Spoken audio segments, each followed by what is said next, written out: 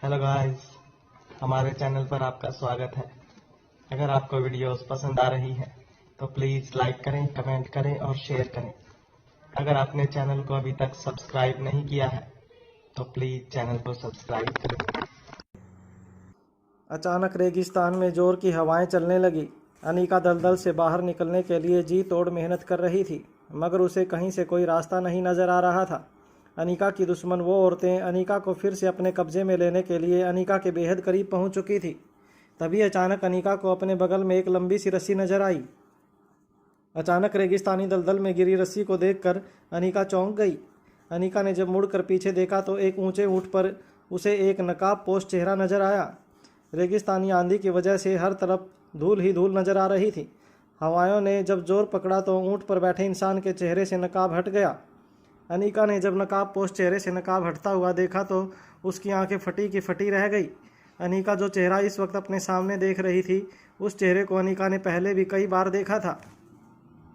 वो चेहरा अनीका कभी नहीं भूल सकती थी, क्योंकि वो शक्ल अनीका की शक्ल से काफ़ी मिलती जुलती थी।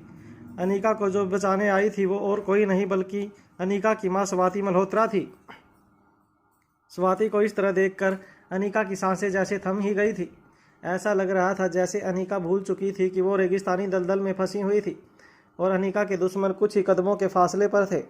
ऊंट पर बैठी स्वाति मल्होत्रा ने एक बार रस्सी को जोर से झटका। ऐसा लगा जैसे अनीका से वो कह रही थी कि होश में आओ और रस्सी के सहारे अपने आप को रेगिस्तानी दलदल से बाहर निकालो। जैसे ही स्वाति का इशारा अनीका को मिला, अनीका ने रस्सी को कसकर पकड़ लिया। जैसे ही स्वाति ने देखा कि अनीका ने रस्सी को पकड़ लिया था, उसने अपने ऊँट को आगे चलने का इशारा किया। स्वाति ने रस्सी को ऊँट की पीठ पर बांध रखा था। जैसे ही ऊँट रेगिस्तान में धीरे धीरे अपने कदम आगे बढ़ाने लगा, अनीका भी धीरे धीरे रेगिस्तान दलदल से बाहर निकलने लगी। जब अनीका का पीछा कर रही घूंघट वाली औरतों ने अनीका को इस तरह से मदद मिलते हुए देखा तो वो हैरान होकर एक दूसरे को देखने लगी। वो जिस दूरी पर खड़ी थी उतनी दूरी से वो ऊँट पे बैठी औरत का चेहरा साफ साफ देख नहीं पा रही थी, मगर उन औरतों को इस बात की हैरानी हो रही थी कि उस तपते रेगिस्तान में जहाँ कभी दूर दूर तक कोई इंसान नहीं नजर आया था, वहाँ अनीका की मदद के लिए अचानक कौन आ पहुँचा था। वो ये बात अच्छी तरह से जानती थी कि अगर अनीका उसके चंगुल से बच कर निकल गई तो उनकी माँ साहेब का मिशन अधूरा रह सकता था, और अगर ऐसा हुआ तो माँ साहेब जितना उन औरतों से प्यार करती थी उतनी ही नफरत भी कर सकती थी। माँ साहेब के साम्राज्य का सिर्फ एक ही उसूल था, गलती करने वाली औरत की सिर्फ एक ही सज़ा होती थी, मौत। ऊँट की ताकत के सहारे धीरे धीरे अनीका रेगिस्तान दलदल से बाहर निकल आई। रेगिस्तानी दलदल से बाहर निकलते ही अनीका ने रस्सी को और भी ज़्यादा मजबूती से पकड़ लिया और इस बार वो रस्सी के सहारे अपने आप को रेगिस्तानी रेत में तेज़ कदमों से आगे बढ़ाने में कामयाब हो गई। रेगिस्तानी दलदल के उस पार खड़ी घूंघट वाली औरतें अब समझ नहीं पा रही थी कि अनीका को रोकने के लिए वो क्या करें। वो जानती थी कि अगर उन्होंने अपने कदम आगे बढ़ाए तो वो भी रेगिस्तानी दलदल में फंस सकती थी। रेगिस्तानी दलदल को पार करना उन औरतों के लिए नामुमकिन था।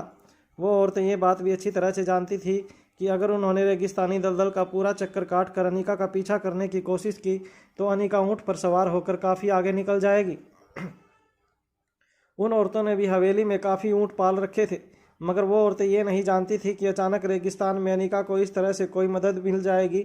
इसलिए अनीका का पीछा करते वक्त उन्होंने ऊँट की सवारी के बारे में नहीं सोचा था। रेगिस्तान की तपती रेत में ऊँट का पीछा करना उन औरतों के लिए नामुमकिन हो जाता। उन्हें जल्दी कोई कदम उठाना था। तभी अचानक एक घूंघट वाली औरत ने अपने बालों के जूड़ों से एक छोटा सा बाण निकाला। उस बाण को देखते ही उसकी साथी औरत उस औरत का इशारा समझ गई। साथी औरतों ने भी एक रस्सी के सहारे एक कमान जैसी चीज़ बनाई और उस बाण को उस कमान में डालकर अनीका की ओर उस बाण को चला दिया। ऐसा लग रहा था जैसे उन औरतों को इस काम में महारत हासिल थी। उन औरतों ने जो बाण छोड़ा था वो सीधे अनीका के कंधे से जाकर लग गया। अनीका को जैसे ही बाण कंधे पर लगा, उसे कंधे पर जोर का दर्द महसूस हुआ। अनीका ने जब अपने कंधे से वो बाण निकाला तब उसे एहसास हुआ कि वह बाण काफ़ी अजीब था। वो बाण बाकी बाण के मुकाबले साइज में काफ़ी छोटा था, मगर उस बाण के सिरे पर जब अनीका की नज़र पड़ी तब उसे एहसास हुआ कि उस बाण पर किसी तरह का कोई केमिकल लगाया गया था। अचानक ही रस्सी के सहारे रेगिस्तान में चल रही अनीका के कदम लड़खड़ाने लगे। अनीका को ऐसा लगने लगा था जैसे अचानक ही उसके सर पर पड़ रही धूप की किरणें अनीका के पूरे शरीर को जलाने लगी थी। अनिका समझ गई थी कि जो केमिकल उसके शरीर के अंदर उस बाण के जरिए पहुंचाया गया था वो केमिकल अपना असर दिखा रहा था, मगर अनिका अपने शरीर पर कंट्रोल नहीं कर पा रही थी। तभी एक के बाद एक और 2 बाण अनिका की पीठ पर जा लगे। रेगिस्तानी दलदल के उस पार खड़ी घूंघट वाली औरतों ने एक के बाद एक छोटे छोटे बाण अनिका पर दागने की कोशिश की थी, मगर इस बार चौथा बाण चलने से पहले ही अचानक बाण चला रही औरत की आंखों के सामने से अनिका जैसे एक ही पल में गायब हो गई। रेगिस्तान में उठ रही तेज हवाओं के कारण काफ़ी रेत जमीन से आसमान की ओर उठ रही थी, जिसके कारण रेगिस्तानी दलदल के उस पार खड़ी औरतों को अनिका नजर आनी बंद हो गई थी। रेगिस्तानी रेत के धुआंधार भंवर के नीचे रेत पर रेंग रही अनिका को अचानक ही अपनी पीठ पर एक मुलायम सा स्पर्श महसूस हुआ। अनिका ने जब अपनी नज़रें उठाकर देखा तो अनिका ने एक जाना पहचाना चेहरा अपनी आंखों के सामने देखा। एक पल के लिए अनिका को लगा कि वो आईने में अपनी ही सूरत को देख रही थी। केमिकल का असर अनिका के शरीर में फैलता जा रहा था। अनिका की आंखें काफ़ी भारी होने लगी थी। अनिका को ये तब समझ में नहीं आ रहा था कि अनिका जो चेहरा देख रही थी वो सचमुच उसके सामने मौजूद था या कोई सपना था जो अनिका शायद पिछले कई सालों से हर रात देखती थी। अनिका मन ही मन चाहती थी कि कभी ऐसा दिन आए कि वो अपनी माँ से मिले। अनिका 2.5-3 साल की थी जब उसकी माँ उसे हमेशा हमेशा के लिए छोड़कर चली गई थी। अनिका का पूरा बचपन बिना माँ बाप के सौतेले माँ बाप की नफरत में बीता था। बचपन में अनिका जब भी रात को आंखें बंद करके सोती तो भगवान से सिर्फ यही प्रार्थना करती कि किसी दिन वो अपनी माँ से मिल सके। माँ का प्यार क्या होता है, माँ के स्पर्श का एहसास क्या होता है, वो किसी दिन जान सके। मगर बचपन से अनिका को बस एक ही बात बताई गई थी कि उसकी माँ ने जानबूझकर अपने आप को ख़त्म कर दिया था ताकि वो अपनी बेटी अनिका को जिंदा रख सके। मगर आज स्वाति मल्होत्रा का चेहरा अपनी आंखों के सामने देखकर अनिका को यकीन नहीं हो रहा था। अनिका की आंखें धीरे धीरे भारी होने लगी थी। अपनी माँ का चेहरा अपनी आंखों में लिए अनिका ने अपनी आंखें बंद कर ली। बेहोश अनिका को रेत के धुएं के बीच से उठाकर स्वाति ने उसे ऊँट पर बिठा दिया था। स्वाति खुद ऊँट की पीठ पर आगे बैठी और अनिका को अपने शरीर के साथ कसकर बांध लिया। रेगिस्तानी आंधी ने अपना पूरा जोर पकड़ लिया था, जिसकी वजह से रेगिस्तान में हर तरफ सिर्फ रेत ही रेत उड़ती हुई नजर आ रही थी। दुश्मनों का अनिका को ढूंढ पाना नामुमकिन हो गया था। स्वाति अपने चेहरे पर नकाब पहने ऊँट पर सवार होकर अनिका को अपने साथ रेगिस्तान की गहराइयों में लेकर चली गई। बेहोश अनिका यह भी नहीं जानती थी कि वो कहाँ थी, किसके साथ थी। जिस औरत ने उसे अपने दुश्मनों से बचाया था वो सचमुच स्वाति थी या स्वाति जैसी दिखने वाली कोई हमदर्द जिसने अनिका को मुसीबत में देखकर अनिका की मदद की थी। स्वाति की पीठ पर अपना सर रखकर बेहोश हालत में अनिका सिर्फ एक ही बात दोहरा रही थी, तुम जिंदा हो। बेहोशी की हालत में भी अनिका अपने शौक से बाहर नहीं निकल पा रही थी। अनिका बार बार बेहोशी की हालत में यह जानने की कोशिश कर रही थी कि वो आखिर किसके साथ थी। अगर स्वाति जिंदा थी तो आखिर एक माँ ने अपनी बेटी को इतने साल अपने आप से दूर क्यों रखा? ऐसी क्या वजह थी जो स्वाति इतने सालों तक अनिका के सामने नहीं आई थी? अनिका के शरीर पर लगे बाण की वजह से अनिका पूरी तरह से अपना होश खो बैठी थी। मगर स्वाति के चेहरे को देखने के बाद अनिका को जो हैरानी हुई थी वो बेहोशी की हालत में भी अनिका के दिमाग में घूम रही थी। अनिका बेहोशी की हालत में कई घंटे तक रेगिस्तान में सफ़र करती रही। अनिका को तो यह होश भी नहीं था कि वह कहाँ जा रही थी, कैसे जा रही थी। आधी बेहोशी की हालत में अनिका अपने शरीर का दर्द तो महसूस कर पा रही थी, मगर उसे यह नहीं पता था कि उसे कहाँ ले जाया जा रहा था। रेगिस्तान की तपती हुई धूप में ऊँट की पीठ पर सवार अनिका को अचानक ठंड का एहसास होने लगा। अचानक मौसम कैसे बदल गया था, इस बात से अनिका बिल्कुल अनजान थी। अनजान रेगिस्तान में बने खंडर से निकलकर अनिका कहाँ पहुँच चुकी थी, यह बात वो खुद भी नहीं जानती थी। अचानक कुछ देर बाद अनिका को अपने सर पर कोई ठंडी चीज़ महसूस हुई। अनिका को कुछ होश आने लगा था, मगर अनिका आधी बेहोशी की हालत में भी बार बार अपने बचपन को याद कर रही थी। अनिका को अपनी माँ की रिकॉर्डिंग की आवाज़ बार बार सुनाई दे रही थी। अनिका को किशन मामा के घर पर स्वाति की रखी हुई तस्वीर बार बार नजर आ रही थी। अनिका ने अपनी माँ के बेडरूम में किशन मामा के घर रहते हुए काफ़ी वक्त गुजारा था। अनिका को अचानक ही उस कमरे में होने का एहसास होने लगा। बिस्तर पर लेटी अनिका को यह महसूस हो रहा था जैसे वह इस वक्त उस बेडरूम के बिस्तर पर लेटी थी जो किसी ज़माने में स्वाति का हुआ करता था। बार बार स्वाति का चेहरा अनिका की नज़रों के सामने आ रहा था और स्वाति की रिकॉर्डिंग में सुनी हुई आवाज़ भी बार बार अनिका को सुनाई दे रही थी। तभी अचानक अनिका के शरीर में एक झटका महसूस हुआ। अनिका के शरीर में तेज दर्द उठने लगा। मगर उस दर्द की वजह से अनिका को होश भी आने लगा था। अनिका अपनी आंखें खोलने की कोशिश कर रही थी, मगर उसके लिए अपनी आंखें खोलना बेहद मुश्किल हो रहा था। धीरे धीरे अनिका को यह भी महसूस होने लगा कि उसे अपने पूरे शरीर में अचानक गर्माहट महसूस होने लगी। ऐसा लग रहा था जैसे अनिका की नसों में बहता खून अचानक गर्म हो चुका था। अनिका को एक साथ पूरे शरीर में बहुत तेज दर्द महसूस होने लगा। अनिका किसी तरह अपनी आंखें खोलना चाहती थी, वो अपना होश संभालना चाहती थी, मगर बाण से लगे केमिकल का असर इतनी जल्दी अनिका के शरीर से जाने वाला नहीं था। धीरे धीरे अनिका के कानों पर कुछ धीमी धीमी आवाज़ें पड़ने लगी। अनिका ने जब धीरे से अपनी आंखें खोलने की कोशिश की तो इस बार अनिका को महसूस हुआ कि किसी ने अनिका की आंखों पर कपड़े की सफ़ेद पट्टी लगा रखी थी, जिस पट्टी को ठंडे पानी में डुबोया गया था। जैसे ही अनिका की आंखों से वो कपड़े की पट्टी हटी, अनिका के आंखों के सामने जो चेहरा देखा उसे देखकर अनिका दंग रह गई।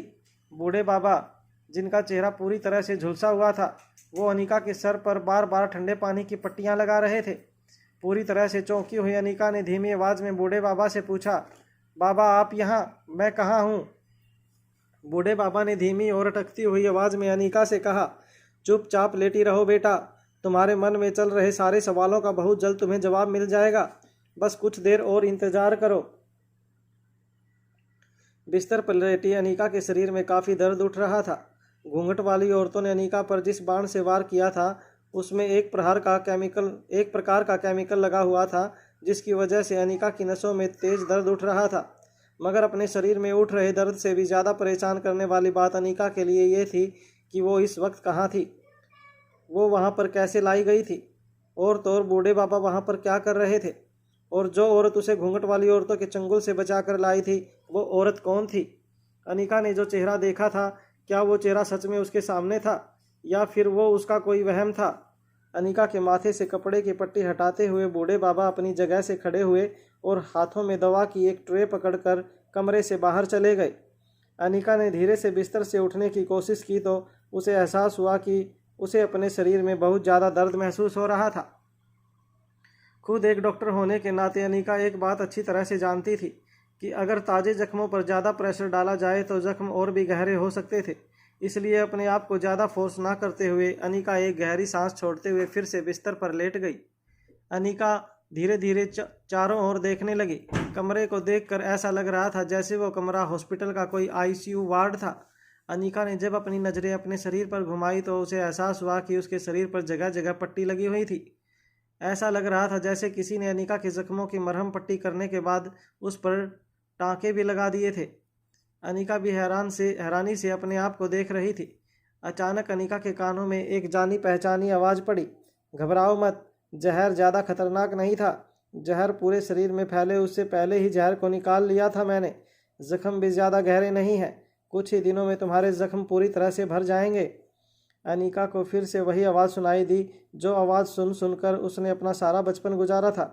आवाज़ में वही मिठास थी, वही प्यार था और वही अपनापन था जिसे अनिका ने अपने पूरे बचपन में मिस किया था। अनिका जल्द से जल्द पीछे मुड़कर देखना चाहती थी। अनिका ने जब अपनी नज़रें उठाकर देखा तो उसे एहसास हुआ कि उसके सामने जो औरत खड़ी थी वो ना कोई सपना थी और ना ही उसके मन का कोई वहम। उसके सामने जो औरत थी वो खुद स्वाति मल्होत्रा थी। स्वाति को इस तरह अपने सामने खड़ा देखकर अनिका की आंखें फटी की फटी रह गई। अनिका के चेहरे की परेशानी पड़ते हुए स्वाति ने बड़ी ही धीमी और प्यारी आवाज़ में अनिका से कहा, क्या तुम जानती हो कि इंसान के शारीरिक और मानसिक तंदुरुस्ती के लिए सबसे ज़रूरी क्या है? अनिका अभी भी बड़ी हैरानी से स्वाति मल्होत्रा का चेहरा घूर घूर कर देख रही थी। उसे अभी भी अपनी आंखों पर यकीन नहीं हो रहा था कि जिस औरत को उसने बचपन में सिर्फ तस्वीरों में देखा था वो औरत आज इतने सालों बाद उसके सामने खड़ी थी। बड़े ही प्यार से आगे चलते हुए स्वाति ने कमरे के पर्दे ठीक करते हुए एक बड़ी सी मुस्कान देकर अनिका से कहा, इंसान को तंदुरुस्त और ताकतवर बनाती है उसके अंतर्मन की शक्ति, अपने आसपास हो रहे बदलाव को बड़ी ही सहजता से स्वीकार करने की उसकी शक्ति, चाहे वो बदलाव पर्यावरण में हो या फिर निजी जिंदगी में। जिस इंसान के लिए सुख दुख एक समान होता है वही जीते जागते सिद्धि प्राप्त कर सकता है। स्वाति की आवाज़ जैसे जैसे अनिका के कानों में पड़ रही थी, अनिका की आंखों से लगातार आंसू बहने लगे थे। अपनी माँ को इस तरह अपने सामने देखकर अनिका को भी एक पल के लिए शक हो गया था कि क्या वो सचमुच जिंदा थी या फिर घूंघट वाली औरतों के हमले के बाद अनिका ने अपने शरीर छोड़ दिया था और जब अब मरने के बाद वो अपनी माँ से मुलाकात कर रही थी। अपनी माँ को देखकर अनिका की आंखों में जो इमोशंस नजर आ रहे थे वो इमोशंस स्वाति की आंखों से गायब थे। हालांकि स्वाति भी प्यार से मुस्कुराकर अनिका की ओर देख रही थी, मगर स्वाति के चेहरे को देखकर ऐसा नहीं लग रहा था कि वो इतने सालों बाद अपनी औलाद से मिली थी। कमरे के पर्दे एडजस्ट करने के बाद स्वाति अपने हाथ में एक ट्रे लेकर अनिका के बिस्तर के बगल में आई और ठीक अनिका के बगल में बैठ गई। वो मुस्कुराकर अनिका को देख रही थी। अनिका भी अपनी माँ की आंखों में जैसे खो गई थी। स्वाति ने देखते ही देखते एक इंजेक्शन तैयार किया और अनिका के हाथों में वो इंजेक्शन लगा दिया। अनिका को पता भी नहीं चला कि कब उसकी माँ ने उसे वो इंजेक्शन लगा दिया। अनिका को एक पल के लिए भी इंजेक्शन का दर्द महसूस नहीं हुआ।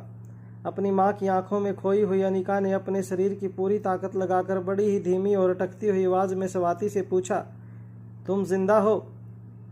अनिका का सवाल सुनने के बाद स्वाति ने अनिका की ओर देखा और बड़े ही प्यार से मुस्कुराकर कहा, सच कहूँ तो इस सवाल का जवाब मेरे पास भी नहीं है कि मैं जिंदा हूँ या नहीं। मैंने जो कुछ भी किया वो अच्छा किया या बुरा, मैं एक अच्छी इंसान हूँ या बुरी इंसान हूँ, इन सारे सवालों का जवाब तो मेरे पास भी नहीं है। इस वक्त तुम्हारे मन में उठ रहे तमाम सवालों का मेरे पास सिर्फ और सिर्फ एक ही जवाब है कि मैं एक माँ हूँ। स्वाति का जवाब सुनने के बाद अनिका ने अपने शरीर की पूरी ताकत लगाकर बिस्तर से खड़े होने की कोशिश की, मगर अनिका के शरीर का दर्द उसे ऐसा करने से रोक रहा था। अनिका के मन में बढ़ रही उलझनों को देखते हुए स्वाति ने बड़े ही प्यार से अनिका के माथे पर हाथ फेरा और कहा, बस कुछ ही पल में तुम्हारा मन एकदम शांत हो जाएगा। तुम्हारे शरीर पर लगे जख्मों को पहले हम ठीक करेंगे और उसके बाद दिल पर लगे जख्मों को मिटाने की कोशिश करेंगे। स्वाति ने जैसे ही ये बात कही, अनिका को एकाएक ऐसा लगने लगा जैसे उसके शरीर में ठंडा पानी का झरना बहने लगा था। अचानक ही मन में उठ रही उलझनें कम होने लगी। अनिका को ऐसा लगने लगा था जैसे उसके सर से किसी ने काफ़ी बड़ा बोझ हटा दिया था। अनिका शरीर में हो रहे इस बदलाव को अच्छी तरह से जानती थी। अनिका ने खुद दिमाग को शांत करने वाली टैबलेट्स बनाई थी। स्वाति ने अनिका को जो इंजेक्शन दिया था वो इंजेक्शन अनिका के दिमाग पर वही असर कर रहा था जो अनिका के बनाए हुए टैबलेट अक्सर पेशेंट्स पर किया करती थी। स्वाति बड़े ही प्यार से अपनी बेटी के सिर पर हाथ फेरती रही। देखते ही देखते अनिका की आंखें भारी होने लगी, मगर इस बार अनिका अपने आप को काफ़ी रिलैक्स महसूस कर रही थी। अनिका के चेहरे पर अचानक ही ताजगी का एहसास नजर आने लगा था। अनिका लंबी और गहरी सांस लेते हुए कुछ ही पल में गहरी नींद में सो गई। स्वाति अनिका के चेहरे को देखकर काफ़ी वक्त तक अनिका के माथे पर हाथ फेरती रही। जब स्वाति को यकीन हो गया कि अनिका गहरी नींद में सो चुकी थी, तब दवाई की ट्रे उठाकर स्वाति ने एक साइड टेबल पर रख दी। तभी कमरे में दाखिल हुए बूढ़े बाबा ने स्वाति की ओर देखकर कहा, रोहित बहुत प्यार करता है हमारी अनिका मैडम से, काफ़ी दिनों से बहुत ज़्यादा परेशान है। बूढ़े बाबा के झुलसे हुए चेहरे की ओर देखकर स्वाति ने कहा, प्यार इंसान की ताकत भी होता है और वही प्यार इंसान को सबसे ज़्यादा कमज़ोर बना भी सकता है। बूढ़े बाबा को यह कहने के बाद स्वाति ने ऑपरेशन के कुछ इक्विपमेंट्स लिए और बूढ़े बाबा से कहा, उसे कह दो कि उसे फिक्र करने की कोई ज़रूरत नहीं है, अनिका बहुत जल्द घर वापस आ जाएगी। इसके बाद स्वाति ने अनिका के शरीर से चादर हटाई और अनिका को पलटकर उसकी पीठ पर लगी ड्रेसिंग्स को बदलने लगी। जैसे ही स्वाति ने अनिका की ड्रेसिंग की पट्टियां खोली, स्वाति ने देखा कि अनिका की पीठ पर एक गहरा नीला जख्म बन गया था। हालांकि स्वाति ने पहले ही उस जख्म की मरहम पट्टी करके स्टिचेस लगा दिए थे, मगर अभी भी जख्म काफ़ी गहरा नजर आ रहा था। स्वाति अच्छी तरह से जानती थी कि उन घूंघट वाली औरतों ने जिस बाण के जरिए अनिका के शरीर में जहर पहुंचाया था, वो जहर कोई मामूली जहर नहीं था। हजारों वर्ष पहले मॉडर्न दवाइयों के आविष्कार से पहले लोग जंगली जानवरों का शिकार करने के लिए इस तरह के जहर का इस्तेमाल किया करते थे। स्वाति ये भी जानती थी कि अगर किसी मॉडर्न हॉस्पिटल में अनिका का इलाज किया जाता तो शायद इस जहर का आज के ज़माने में कोई इलाज मॉडर्न डॉक्टर शायद ढूंढ भी नहीं पाते। स्वाति ने वक्त रहते अनिका के जिस्म में शामिल जहर को पहचाना और उस जहर का एंटीडोट अपनी ही लेबोरेटरी में तैयार किया। स्वाति बड़े ही ध्यान से अनिका के जख्मों पर फिर से मरहम लगाने लगी। इधर अनिका की तलाश में भटक रहे रोहित ने शहर के और देश के सभी गुंडे, पॉलिटिकल गैंगस्टर और अंडरवर्ल्ड गैंग के साथ पूछताछ कर ली थी, मगर कहीं से अनिका का कोई पता नहीं चला था। रोहित हर जगह से पैसा पानी की तरह बहा रहा था। अक्षय वर्मा से लेकर इंपीरियल ग्रुप के सभी मेंबर्स पर कड़ी नज़र रखी जा रही थी, मगर सभी जगह से रोहित को सिर्फ निराशा ही हाथ लग रही थी। कोई शक के दायरे में नहीं था। मिनिस्टर्स के साथ बात करके पुलिस पर भी प्रेशर बढ़ाया जा रहा था कि वो लोग अनिका की तलाश जोर शोर से करें, मगर हर जगह से निराशा ही हाथ लग रही थी। मारवा हाउस के सिक्योरिटी गेट पर गार्ड्स हमेशा की तरह अपनी ड्यूटी कर रहे थे। तभी दूर से उन्हें साइकिल पर एक बूढ़ा आदमी मारवा हाउस के रास्ते पर आता हुआ नजर आया। वैसे तो ये काफ़ी आम बात थी। अक्सर शहर से जोड़ने वाली सड़क पर जाने के लिए गांव के लोग मारवा हाउस की इस पर्सनल प्रॉपर्टी का इस्तेमाल किया करते थे। सिक्योरिटी गार्ड भी उन्हें रोक टोक आने जाने दिया करते थे। एक बूढ़ा आदमी धीरे धीरे साइकिल पर मारवा हाउस के गेट के ठीक सामने आया। वो आदमी गांव की ओर साइकिल पर जा रहा था। तभी अचानक उसकी साइकिल से एक छोटा सा बक्सा ज़मीन पर गिर गया। बूढ़े आदमी का ध्यान नहीं था और वो अपनी साइकिल आगे बढ़ाता रहा। मारवा हाउस के सिक्योरिटी गेट पर खड़े कुछ गार्ड्स ने यह देखा और वो दौड़कर उस बॉक्स के पास आए। एक सिक्योरिटी गार्ड ने बॉक्स को अपने हाथ में लिया और आगे जा रहे बूढ़े आदमी की और ज़ोर ज़ोर से आवाज़ लगाते हुए कहने लगा, अरे ओ बूढ़े बाबा, ये आपका कोई सामान गिर गया है, अरे लेते जाओ। उस बूढ़े आदमी ने सिक्योरिटी गार्ड की बात नहीं सुनी और अचानक ही आगे जाकर खेतों की ओर मुड़ गया। वो सिक्योरिटी गार्ड अपने हाथ में बक्सा लेकर खेतों की ओर दौड़ा, मगर जब वो खेतों की ओर पहुंचा तो उसने देखा कि वो बूढ़े बाबा और उनकी साइकिल कहीं नज़र नहीं आ रही थी। कुछ और सिक्योरिटी गार्ड अपने साथी के पास आए और कहने लगे, अरे क्या हुआ? ये सुन वो सिक्योरिटी गार्ड अपने हाथ में बक्सा दिखाकर कहने लगा, अरे कोई बूढ़ा आदमी था, साइकिल पर जा रहा था, देखो अब ये बक्सा ज़मीन पर गिरा दिया। ये आजकल के बच्चे भी अपने बूढ़े माँ बाप को काम पर भेज देते हैं, फिर उनसे छोटा सा नुकसान भी हो जाए तो उन्हें खरी खोटी सुनाते हैं। तभी उस गार्ड के साथी ने कहा, अरे नहीं यार, ऐसा नहीं होना चाहिए, बेचारे गरीब लोग हैं, देखो ज़रा क्या सामान है बक्से में, अगर कोई एड्रेस लिखा होगा तो हम उसके घर पर जाकर पहुंचा देंगे।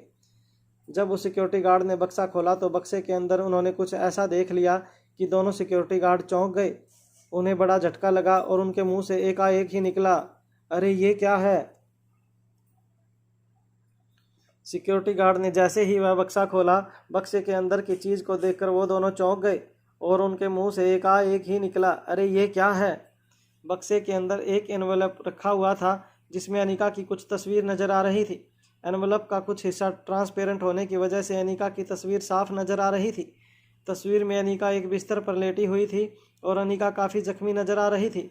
सिक्योरिटी गार्ड उस एनवेलप को लेकर पहले तो सीधे खेतों की ओर दौड़ कर गए और उन्होंने उस बूढ़े आदमी को ढूंढने की कोशिश की, मगर काफ़ी देर तक ढूंढने के बाद भी वो बूढ़ा आदमी कहीं नज़र नहीं आया और न ही उसकी साइकिल नज़र आ रही थी। दोनों सिक्योरिटी गार्ड काफ़ी घबराए हुए नज़र आ रहे थे। कुछ देर तक उस बूढ़े आदमी को ढूंढने के बाद जब वह बूढ़ा कहीं दिखाई नहीं दिया तो वो सिक्योरिटी गार्ड दौड़कर सीधे मारवा हाउस के अंदर चले गए। जैसे ही सिक्योरिटी गार्ड घर के अंदर दाखिल हुए, उन्होंने देखा कि डाइनिंग टेबल पर बैठकर आयशा मारवा तीनों बच्चों को खाना खिला रही थी। सिक्योरिटी गार्ड को इस तरह अंदर भागा आते हुए देखकर घर के कुछ नौकर हैरानी से उनकी तरफ देखने लगे। घर की हेड सर्वेंट अपने हाथों में पकड़ी हुई थाली डाइनिंग टेबल पर रखकर सिक्योरिटी गार्ड के पास आई और कहने लगी, क्या हुआ, तुम लोग इस तरह दौड़कर अंदर क्यों आए हो? दोनों सिक्योरिटी गार्ड हैरानी से एक दूसरे को देखने लगे और फिर उसे कहने लगे, बात ही कुछ ऐसी है, हमें अभी इसी वक्त साहब से मिलना है। आयशा ने जब दोनों सिक्योरिटी गार्ड्स को इतना परेशान देखा तो बच्चों को खाना परोसने के बाद सीधे सिक्योरिटी गार्ड्स के पास चली आई। आयशा ने बड़ी ही धीमी आवाज़ में सिक्योरिटी गार्ड से पूछा, क्या हुआ, तुम लोग इतने घबराए हुए क्यों नज़र आ रहे हो? इतना कहने के बाद आयशा ने देखा कि सिक्योरिटी गार्ड्स ने अपने हाथ में एक बक्सा पकड़ रखा था और उनके हाथ कांप रहे थे। सिक्योरिटी गार्ड में से एक गार्ड ने डरी हुई और कांपती आवाज़ में आयशा की ओर देखकर कहा, मैडम, हमें बाहर ये बक्सा मिला है और हमें ये बक्सा साहब तक पहुंचाना चाहते हैं। आयशा हैरानी से उस बक्से की तरफ देखने लगी। तभी दूसरे सिक्योरिटी गार्ड ने आयशा से कहा, मैडम, ये बक्सा एक बूढ़े आदमी की साइकिल से हमारे घर के बाहर गिर गया था। हमने सोचा कि बूढ़ा शायद अपनी कोई चीज़ गलती से गिरा गया है। हमने जब ये बक्सा खोला तो हमें पता चला कि यह बक्सा जानबूझकर हमारे घर के बाहर गिराया गया था। और तो और हमने जब उस बूढ़े आदमी को ढूंढने की बहुत कोशिश की तो बूढ़ा आदमी हमें कहीं नज़र नहीं आया। दोनों सिक्योरिटी गार्ड्स की घबराहट देखकर आयशा ने वो बक्सा अपने हाथ में ले लिया। जब आयशा ने वो बक्सा खोला तो वो भी ये देखकर चौंक गई कि बक्से के अंदर के एनवलप में अनिका की तस्वीरें नज़र आ रही थी। आयशा ने एनवलप अपने हाथों में लिया और एनवलप के अंदर से अनिका की तस्वीरें बाहर निकालने लगी। तस्वीरों में साफ नज़र आ रहा था कि अनिका किसी हॉस्पिटल जैसी जगह के बिस्तर पर बेहोश पड़ी थी। अनिका के शरीर पर गहरे जख्म नज़र आ रहे थे। अनिका की 3 तस्वीरें बक्से में भेजी गई थी। तीनों तस्वीरों में आयशा को अनिका की चोट साफ साफ नज़र आ रही थी। आयशा हैरानी से तीनों तस्वीरों को पलट पलट कर देखने लगी। तभी बच्चों को एहसास हुआ कि जरूर दादी माँ के हाथ कोई ऐसी चीज़ लगी है जिसकी वजह से उनके चेहरे पर काफ़ी परेशानी नजर आ रही थी। तभी अलेक्जेंडर अपनी जगह से उठकर आयशा के पास गया और कहने लगा, क्या हुआ ग्रैंड माँ, क्या मम्मी की कोई खबर आई है? आयशा हैरानी से तीनों बच्चों की ओर देखने लगी। तीनों बच्चे भी अपनी आंखों में उम्मीद लिए अपनी दादी माँ की ओर देख रहे थे। आयशा को समझ नहीं आ रहा था कि वो बच्चों से क्या कहती। अनीका की खबर तो आई थी, मगर तस्वीरों में अनीका जिस हालात में नजर आ रही थी वो तस्वीर तीनों बच्चों को नहीं दिखा सकती थी। आयशा ने अलेक्जेंडर के सिर पर हाथ फेरते हुए कहा, कुछ नहीं बच्चों, तुम्हारी माँ जल्दी घर आ जाएगी, आप लोग अपना नाश्ता पूरा कीजिए, मैं अभी आती हूँ। ये कहने के बाद आयशा तेजी से अपने कमरे में चली गई। कमरे में जाते ही आयशा ने रोहित को कॉल लगाया। कुछ रिंग के बाद जब रोहित ने कॉल उठाया तो आयशा ने तेज गति से सांस लेते हुए रोहित से कहा, रोहित तुम अभी इसी वक्त घर आ जाओ, किसी ने अनीका की खबर भेजी है। अपनी माँ आयशा की बात सुनते ही रोहित ने भी तेज आवाज में पूछा, क्या खबर है, ये बताओ मुझे, क्या खबर आई है माँ? आयशा ने जवाब देते हुए कहा, तुम बस घर आ जाओ, हमें हमारे घर के बाहर एक बक्सा मिला है जिस बक्से में एक एनवलप था, उस एनवलप में अनीका की कुछ तस्वीरें हैं, तुम बस किसी भी तरह जल्द से जल्द घर आ जाओ, मुझे बहुत घबराहट महसूस हो रही है।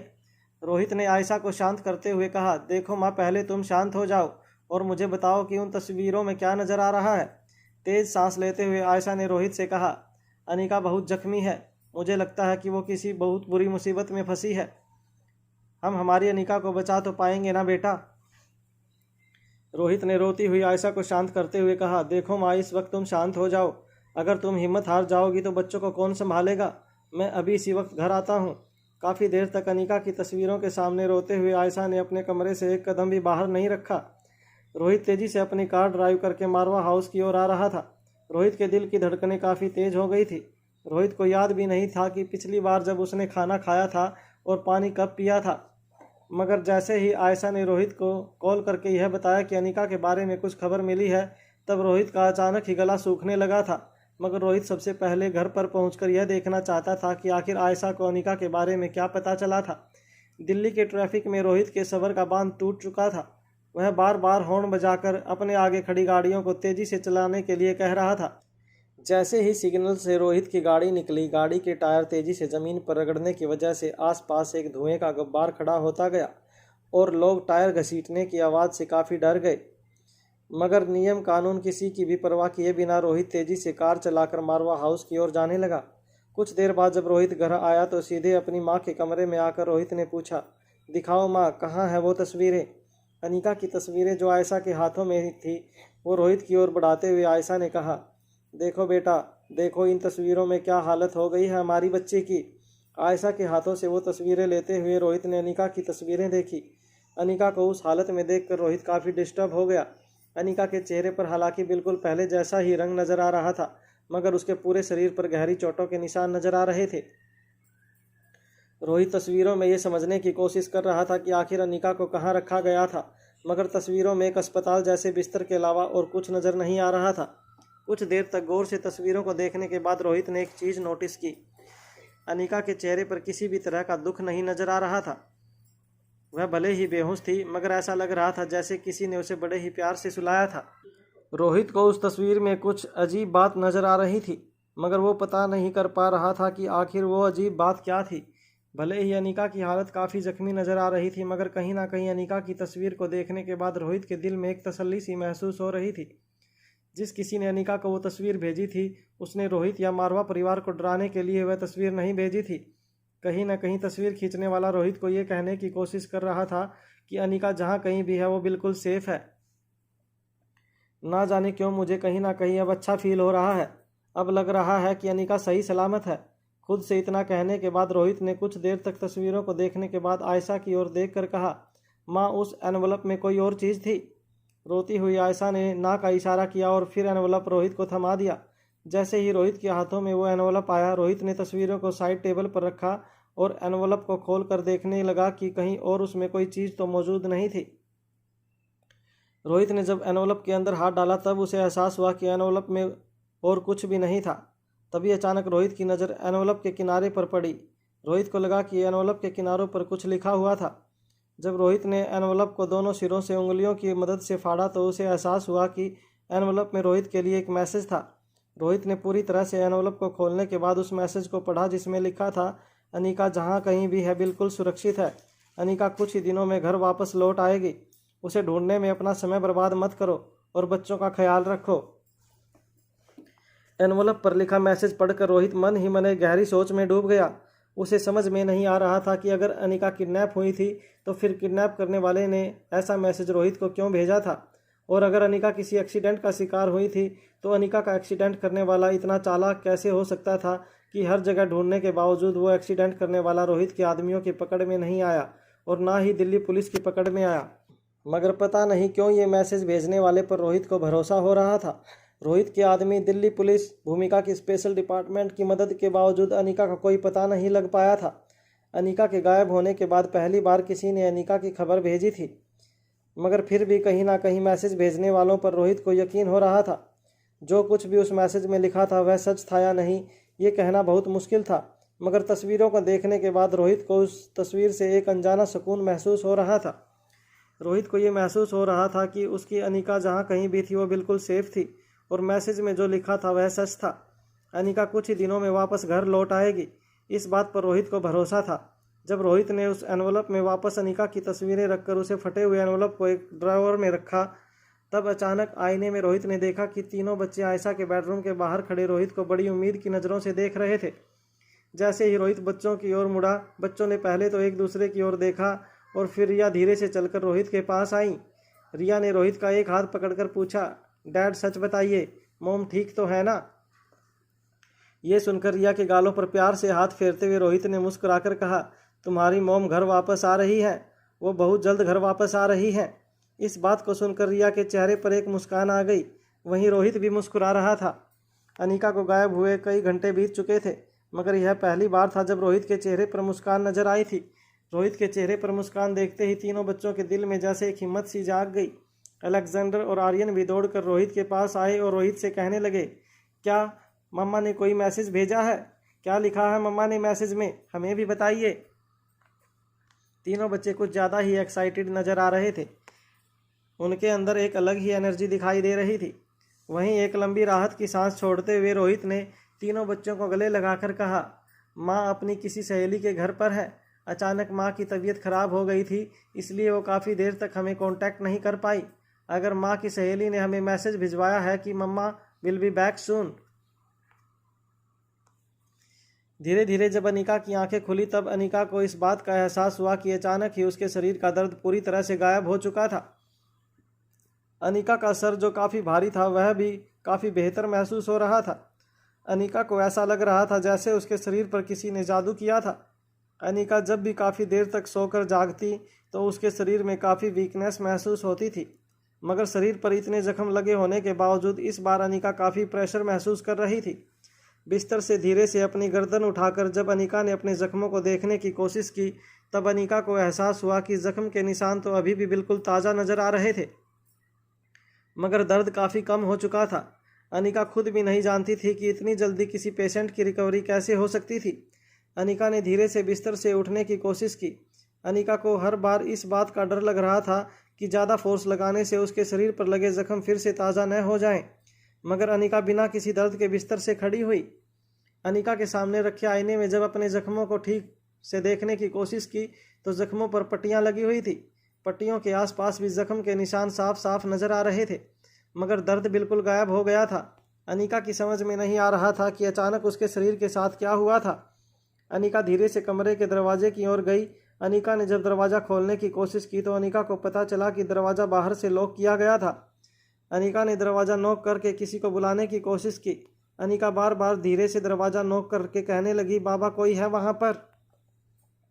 कुछ देर तक दरवाज़ा नॉक करने के बाद दरवाजे के लॉक खुलने की आवाज़ आई। अनिका दरवाजे से कुछ कदम पीछे हट गई। जब दरवाज़ा धीरे से खुला तो बूढ़े बाबा दो हाथों में एक नाश्ते की प्लेट लेकर अंदर दाखिल हुए। नाश्ता एक टेबल पर रखते हुए बूढ़े बाबा ने अनिका की ओर मुड़कर कहा, कुछ खाना खा लीजिए, काफ़ी देर से आप भूखी हैं। जब बूढ़े बाबा वापस कमरे से बाहर जाने लगे तो अनिका ने बूढ़े बाबा को रोकते हुए कहा, बाबा मैं उनसे मिलना चाहती हूँ। बूढ़े बाबा ने मुड़कर अनिका की ओर देखा। झुलसे हुए चेहरे में भी बूढ़े बाबा की मुस्कुराहट साफ नजर आ रही थी। बूढ़े बाबा ने अनिका से पूछा, किसकी बात कर रही हो आप? अनिका को समझ नहीं आ रहा था कि वह स्वाति को क्या कहकर बुलाए। जिस औरत को पिछले कई सालों से वह मरा हुआ समझ रही थी, उस औरत को अचानक माँ कहने में अनिका को काफ़ी ऑकवर्ड फील हो रहा था। और फिर अभी तक अनिका यह भी नहीं जानती थी कि जो औरत उसे अपने साथ यहाँ ले आई थी वह सचमुच स्वाति थी या कोई और। मुड़कर कमरे से वापस जाने से पहले बूढ़े बाबा ने अनिका से कहा, जिन रिश्तों को नाम नहीं दिया जा सकता वह रिश्ते आंखों में नजर आ जाते हैं।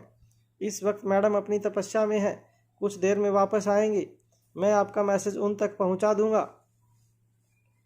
इससे पहले कि बूढ़े बाबा कमरे से बाहर जाते, अनिका ने बूढ़े बाबा से कहा, क्या मैं इस कमरे से बाहर नहीं निकल सकती?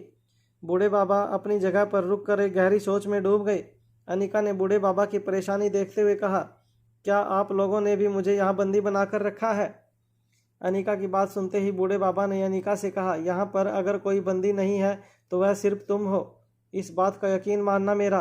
रहा सवाल इस कमरे के बाहर निकलने का, तो मैडम ने मुझे इस बारे में कुछ बताया नहीं है और मैडम से पूछे बिना मैं तुम्हें इस बात की इजाज़त नहीं दे सकता। मैडम कुछ ही देर में वापस आ जाएंगी, बस तब तक यहीं पर मैडम का इंतज़ार करो। और हाँ, नाश्ता ज़रूर खा लेना, मैडम ने सब कुछ तुम्हारी सेहत को ध्यान में रखते हुए बनवाया है। बूढ़े बाबा के जाने के बाद अनिका डाइनिंग टेबल पर रखे हुए नाश्ते की ओर देखने लगी। अनिका को काफ़ी भूख भी लगी थी। नाश्ते की टेबल पर बैठकर जब अनिका ने नाश्ते की प्लेट में देखा तो अनिका काफ़ी हैरान रह गई। ऐसा नाश्ता अनिका ने पहले कभी नहीं देखा था। एक तरह का सलाद एक बाउल में रखा हुआ, मगर सलाद में जिस तरह के वेजिटेबल्स यूज़ किए गए थे उस तरह के वेजिटेबल्स अनिका ने पहले नहीं देखे थे। साथ में एक सूप का भी बाउल था जिसमें से एक अलग ही खुशबू आ रही थी। खुशबू सूंघकर अनिका को ऐसा लग रहा था जैसे उसके दिमाग में ताजगी की लहर दौड़ गई।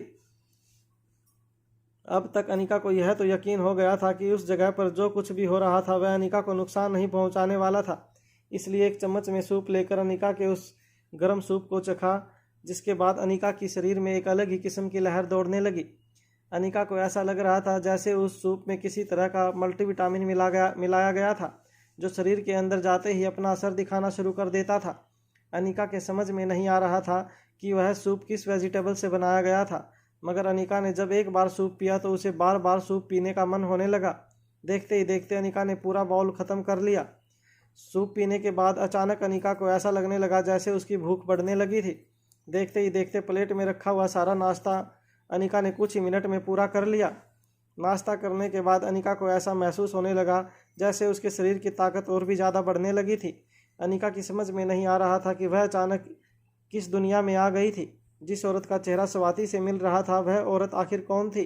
क्या वह सचमुच कोई इंसान थी या कोई जादुई फरिश्ता? अनिका ने पिछले कुछ महीनों में स्वाति के बारे में जो कुछ भी जाना था उससे अनिका को एक बात का अंदाज़ा तो हो गया था कि स्वाति कोई मामूली औरत नहीं थी। उसके अंदर ज़रूर कोई ऐसी बात थी जो उसे पूरी दुनिया से अलग करती थी। और अनिका को भी कुछ अंदाज़ा होने लगा था कि स्वाति एक साधारण व्यक्ति नहीं थी। नाश्ता पूरा करने के बाद अनिका ने जब कमरे को गौर से देखा तो उस कमरे में कई तरह की किताबें रखी हुई थी। कमरे के कोने में बने हुए बुक शेल्फ के पास जाकर अनिका ने एक किताब अपने हाथ में ली। अनिका ने देखा कि वह किताब जानवरों के इलाज के बारे में थी। अनिका एक एक करके किताब के पन्ने पलट कर किताब को पढ़ने लगी। अनिका को हैरानी इस बात की हो रही थी कि किताब के कवर पेज पर ना तो किसी ऑथर का नाम लिखा था और ना ही किसी पब्लिकेशन का। उसे समझ नहीं आ रहा था कि यह किताब आखिर किस डॉक्टर ने लिखी थी। अनिका एक के बाद एक पन्ने पलट कर पढ़ने लगी जिसमें जानवरों में होने वाले अलग अलग किस्म के बीमारियों और उन बीमारियों की ट्रीटमेंट के बारे में लिखा हुआ था। अनिका बड़े ही गौर से किताब को पढ़ने लगी। जानवरों के जिन बीमारियों और उनके इलाज के बारे में किताब में लिखा हुआ था वह अनिका के लिए भी काफ़ी हैरान कर देने वाला था।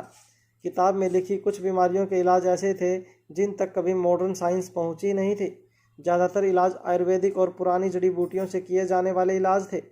अनिका बाकी किताबों पर नज़र डालने के बाद एक बात समझ गई थी कि यह किताबें किसी पब्लिकेशन हाउस या फिर किसी डॉक्टर ने पब्लिश नहीं की थी। वह किताबें खुद स्वाति ने लिखी थी। किताब में कई ऐसी चीज़ें थी जो आधुनिक ज़माने में कोसों दूर थी। हजारों साल पहले बिना किसी इक्विपमेंट के लिए किए गए ऑपरेशंस के बारे में काफ़ी कुछ लिखा हुआ था।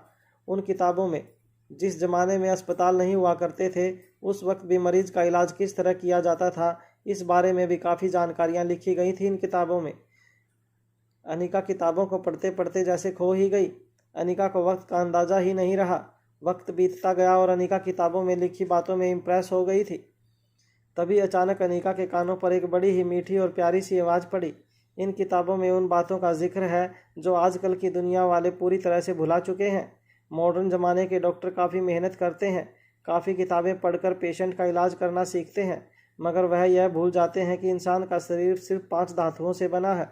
अगर हम दवाइयों से ज़्यादा इंसान के शरीर को समझने की कोशिश करें तो इलाज करने में ज़्यादा आसानी होगी, बजाय इसके कि नए डॉक्टरों को इंसान के शरीर की जानकारी दी जाए। आजकल की दुनिया में डॉक्टरों को केमिकल्स और केमिकल्स से बनी दवाइयों की जानकारी दी जाती है। हाँ, यह सिस्टम देखकर मुझे थोड़ा बहुत अफसोस होता है, मगर एक रात में दुनिया नहीं बदलेगी, मगर एक दिन ज़रूर बदलेगी।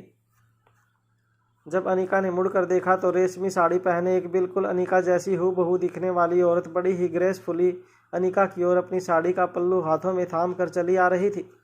उस औरत का पहनावा, चलने का तरीका अनिका से बिल्कुल अलग था, मगर फिर भी कहीं ना कहीं अनिका को लग रहा था जैसे वह अपना ही चेहरा आईने में देख रही थी। मुस्कुराती हुई स्वाति अनिका के सामने आकर खड़ी हो गई और बड़े ही प्यार से अनिका को देखने लगी। अनिका के सामने अनिका की माँ स्वाति खड़ी थी, जिसे बचपन से लेकर आज तक अनिका ने मरा हुआ समझा था। मगर स्वाति अचानक इस तरह अनिका के सामने जब खड़ी थी तब अनिका को समझ नहीं आ रहा था कि वह किस तरह अपनी माँ के साथ बात करना शुरू करे। कुछ देर अपनी बेटी की आंखों में देखने के बाद स्वाति ने अचानक अनिका का एक हाथ पकड़ा और कंधों पर लगे घाव को देखने लगी। अनिका के घाव पर लगी ड्रेसिंग निकाल कर स्वाति ने अनिका से पूछा, अब कैसा महसूस कर रही हो? तुम्हारे घाव भरने लगे हैं। मेरे ख्याल से अगले कुछ घंटों में तुम पूरी तरह से ठीक हो जाओगी।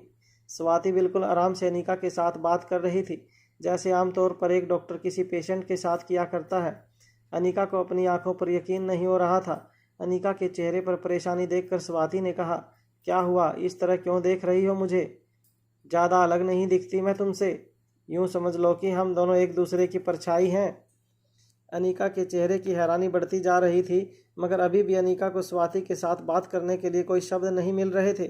कुछ देर तक जब अनिका के चेहरे की हैरानी कम हुई तो मुस्कुराती हुई स्वाति ने कहा, तुम यही सोच रही हो ना कि क्या तुम्हारे सामने जो औरत खड़ी वह सचमुच तुम्हारी माँ है, या तुम्हारी माँ जैसी दिखने वाली कोई बहरूपिया, या फिक्र कोई प्रेत आत्मा जो कई सालों से बिना किसी को नजर आए इस दुनिया में भटक रही है।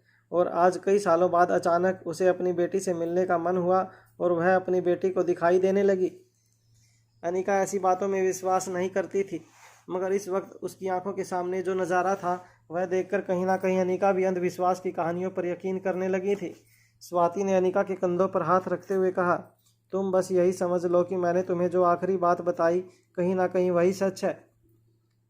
अनिका फिर से हैरानी से स्वाति की ओर देखने लगी। स्वाति को देखकर अनिका यह समझना चाहती थी कि आखिर स्वाति उसे क्या कहना चाहती थी, कि क्या वह एक आत्मा थी जो कई सालों से अपनी बेटी की रक्षा करते हुए धरती पर भटक रही थी।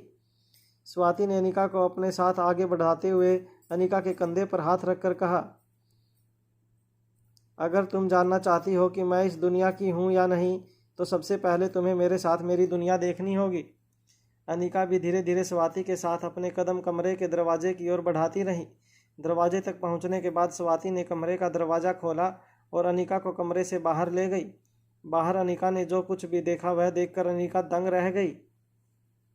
जैसे ही अनिका और स्वाति उस कमरे से बाहर निकले, अनिका ने देखा कि वह एक किस्म के बड़े से बंगले में मौजूद थी। मगर इस बंगले की खास बात यह थी कि वो पूरा का पूरा बंगला पेड़ पौधे और उनकी टहनियों से बना हुआ था। और उन सबसे भी ज़्यादा अजीब बात यह थी कि पूरे बंगले में जंगल के खतरनाक और जंगली जानवर हर तरफ नज़र आ रहे थे। अनिका इतने जंगली जानवरों को एक साथ देखकर काफ़ी डर गई। अनिका ने देखा कि एक बड़ा सा चीता अनिका की ओर धीरे धीरे चलकर आ रहा था। उस चीते की आंखें अनिका की आंखों में गड़ी हुई थी। वो चीता धीरे धीरे अनिका की ओर बढ़ रहा था। अनिका ने डर के मारे अपने कदम धीरे से पीछे लेना शुरू किए। अनिका ने जब स्वाति को देखा तो स्वाति बड़े ही प्यार से मुस्कुराकर अनिका की ओर देख रही थी। तभी अचानक अनिका की नज़र अपने ऊपर की ओर पड़ी। एक बड़ा सा अजगर अपना फन फैलाए अनिका की ओर बड़ी बड़ी आंखों से ताड़ रहा था। धीरे धीरे बंगले में मौजूद सारे जानवर अपने कदम अनिका की ओर आगे बढ़ाने लगे। वे सारे जानवर अनिका को घूर घूर कर देख रहे थे। अनिका चारों तरफ से जंगली जानवरों से घिरी हुई थी। तभी अचानक सभी जानवर जोर जोर से शोर मचाने लगे। ऐसा लग रहा था जैसे वो आपस में बातें कर रहे थे और एक दूसरे को इशारा करके अनिका के बारे में कुछ कहना चाहते थे। अनिका ये सब कुछ देखकर हैरान रह गई थी, मगर उससे भी ज़्यादा हैरानी अनिका को इस बात की हो रही थी कि स्वाति ये सब कुछ देखते हुए भी बिल्कुल नॉर्मल थी। स्वाति के चेहरे पर मुस्कान थी और वो काफ़ी रिलैक्स नज़र आ रही थी। वहीं जानवर कुछ देर तक शोर मचाते रहे और उनके शोर के बीच बीच में स्वाति मुस्कुराकर जानवरों की ओर देखकर कभी अपना सिर हाँ में हिलाती तो कभी ना में अपना सिर हिला देती। अनिका समझ चुकी थी कि जानवरों की भाषा स्वाति अच्छी तरह से समझ पा रही थी। ये सब कुछ देखकर उसकी हैरानी बढ़ती जा रही थी। कुछ देर बाद जानवरों का शोर बहुत बढ़ गया था। तभी स्वाति ने अपना एक हाथ हवा में लहराया और अचानक सारे के सारे जानवर बिल्कुल शांत हो गए। डरी सहमी हुई और परेशान लग रही अनिका की ओर अपने कदम आगे बढ़ाकर स्वाति ने कहा, डरो मत इनसे, ये तुम्हारे दोस्त हैं। बस तुम्हें देखकर इसलिए चौंक गए क्योंकि इन्हें तुम्हारे चेहरे में मेरा चेहरा नजर आ रहा है। तुम्हें देखकर ये समझ गए कि तुम वही हो जिनका इन लोगों को बेसब्री से इंतजार था इतने सालों से। अनिका की जुबान में जैसे उसके शब्द जम चुके थे। उसे समझ नहीं आ रहा था कि वो इन सब बातों को क्या समझे।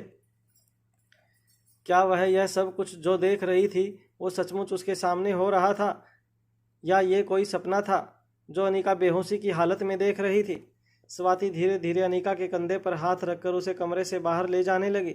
पेड़ पौधे जंगल की लकड़ियों के बने हुए इस बंगले से बाहर निकलते ही अनिका ने देखा कि वो लोग एक गहरे जंगल के बीचों बीच बने मकान से बाहर निकल रहे थे।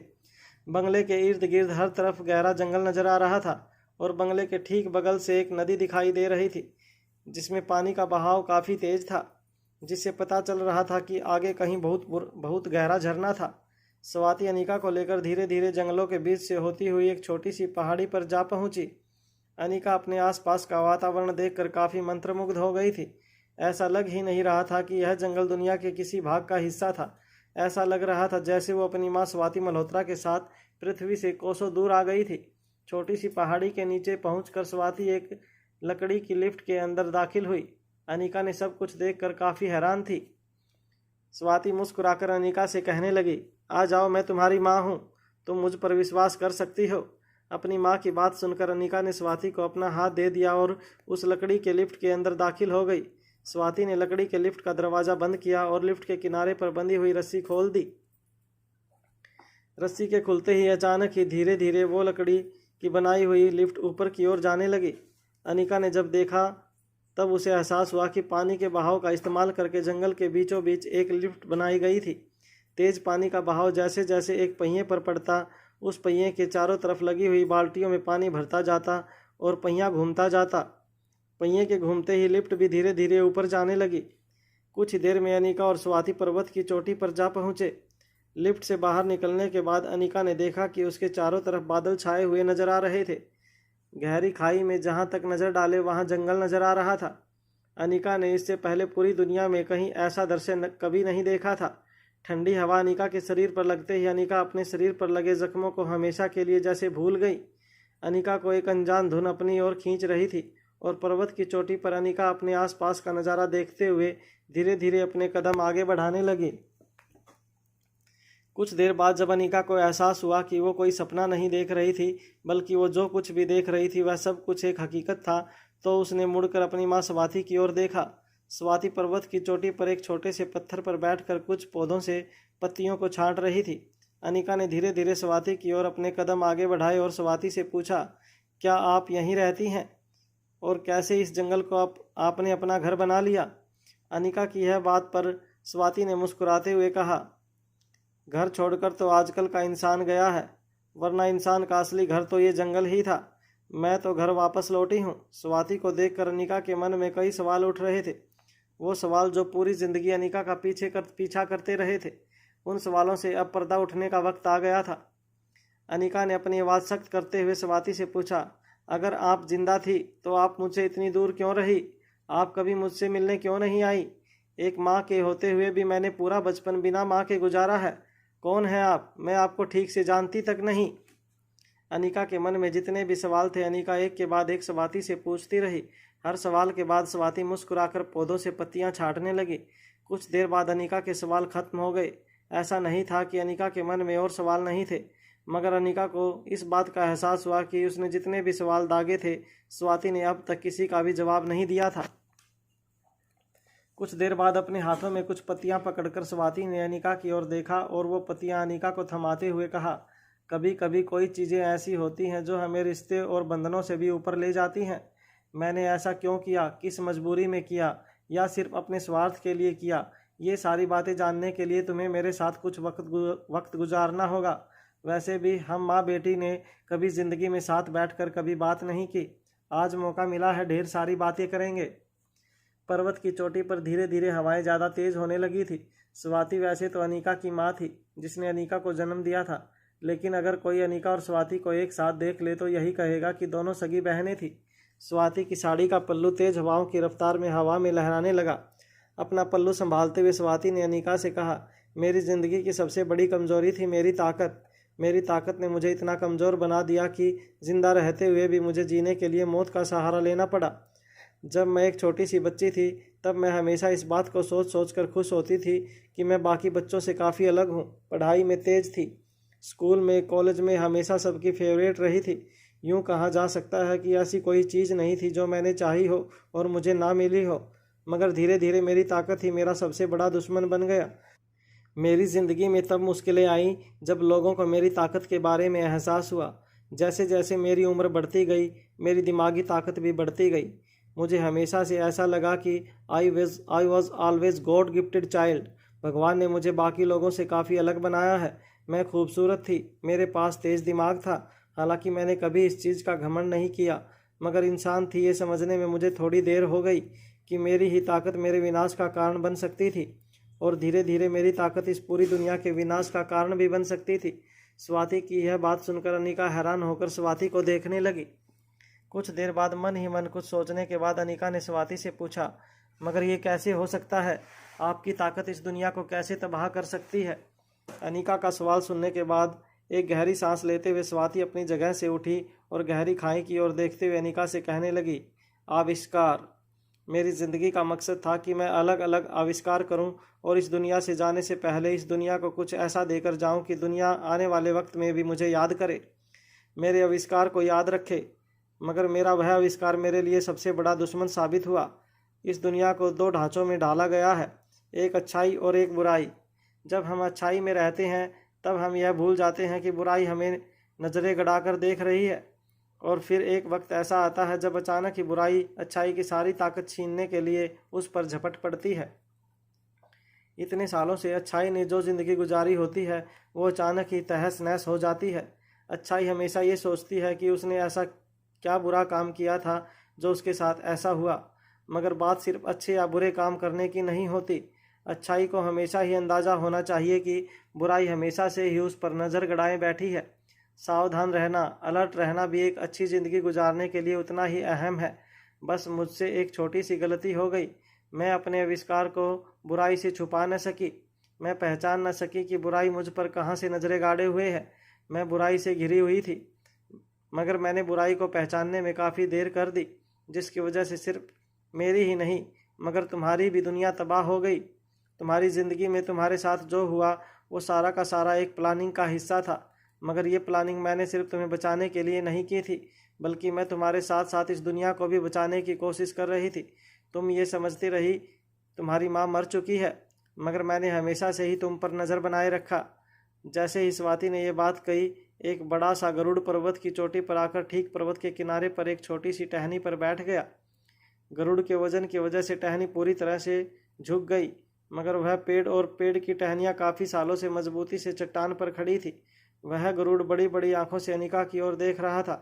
गरुड़ को टहनी पर बैठा देख अनिका थोड़ी घबरा गई, पर तभी उसे एहसास हुआ कि उसके सामने स्वाति है, इस कारण से वो सेफ है।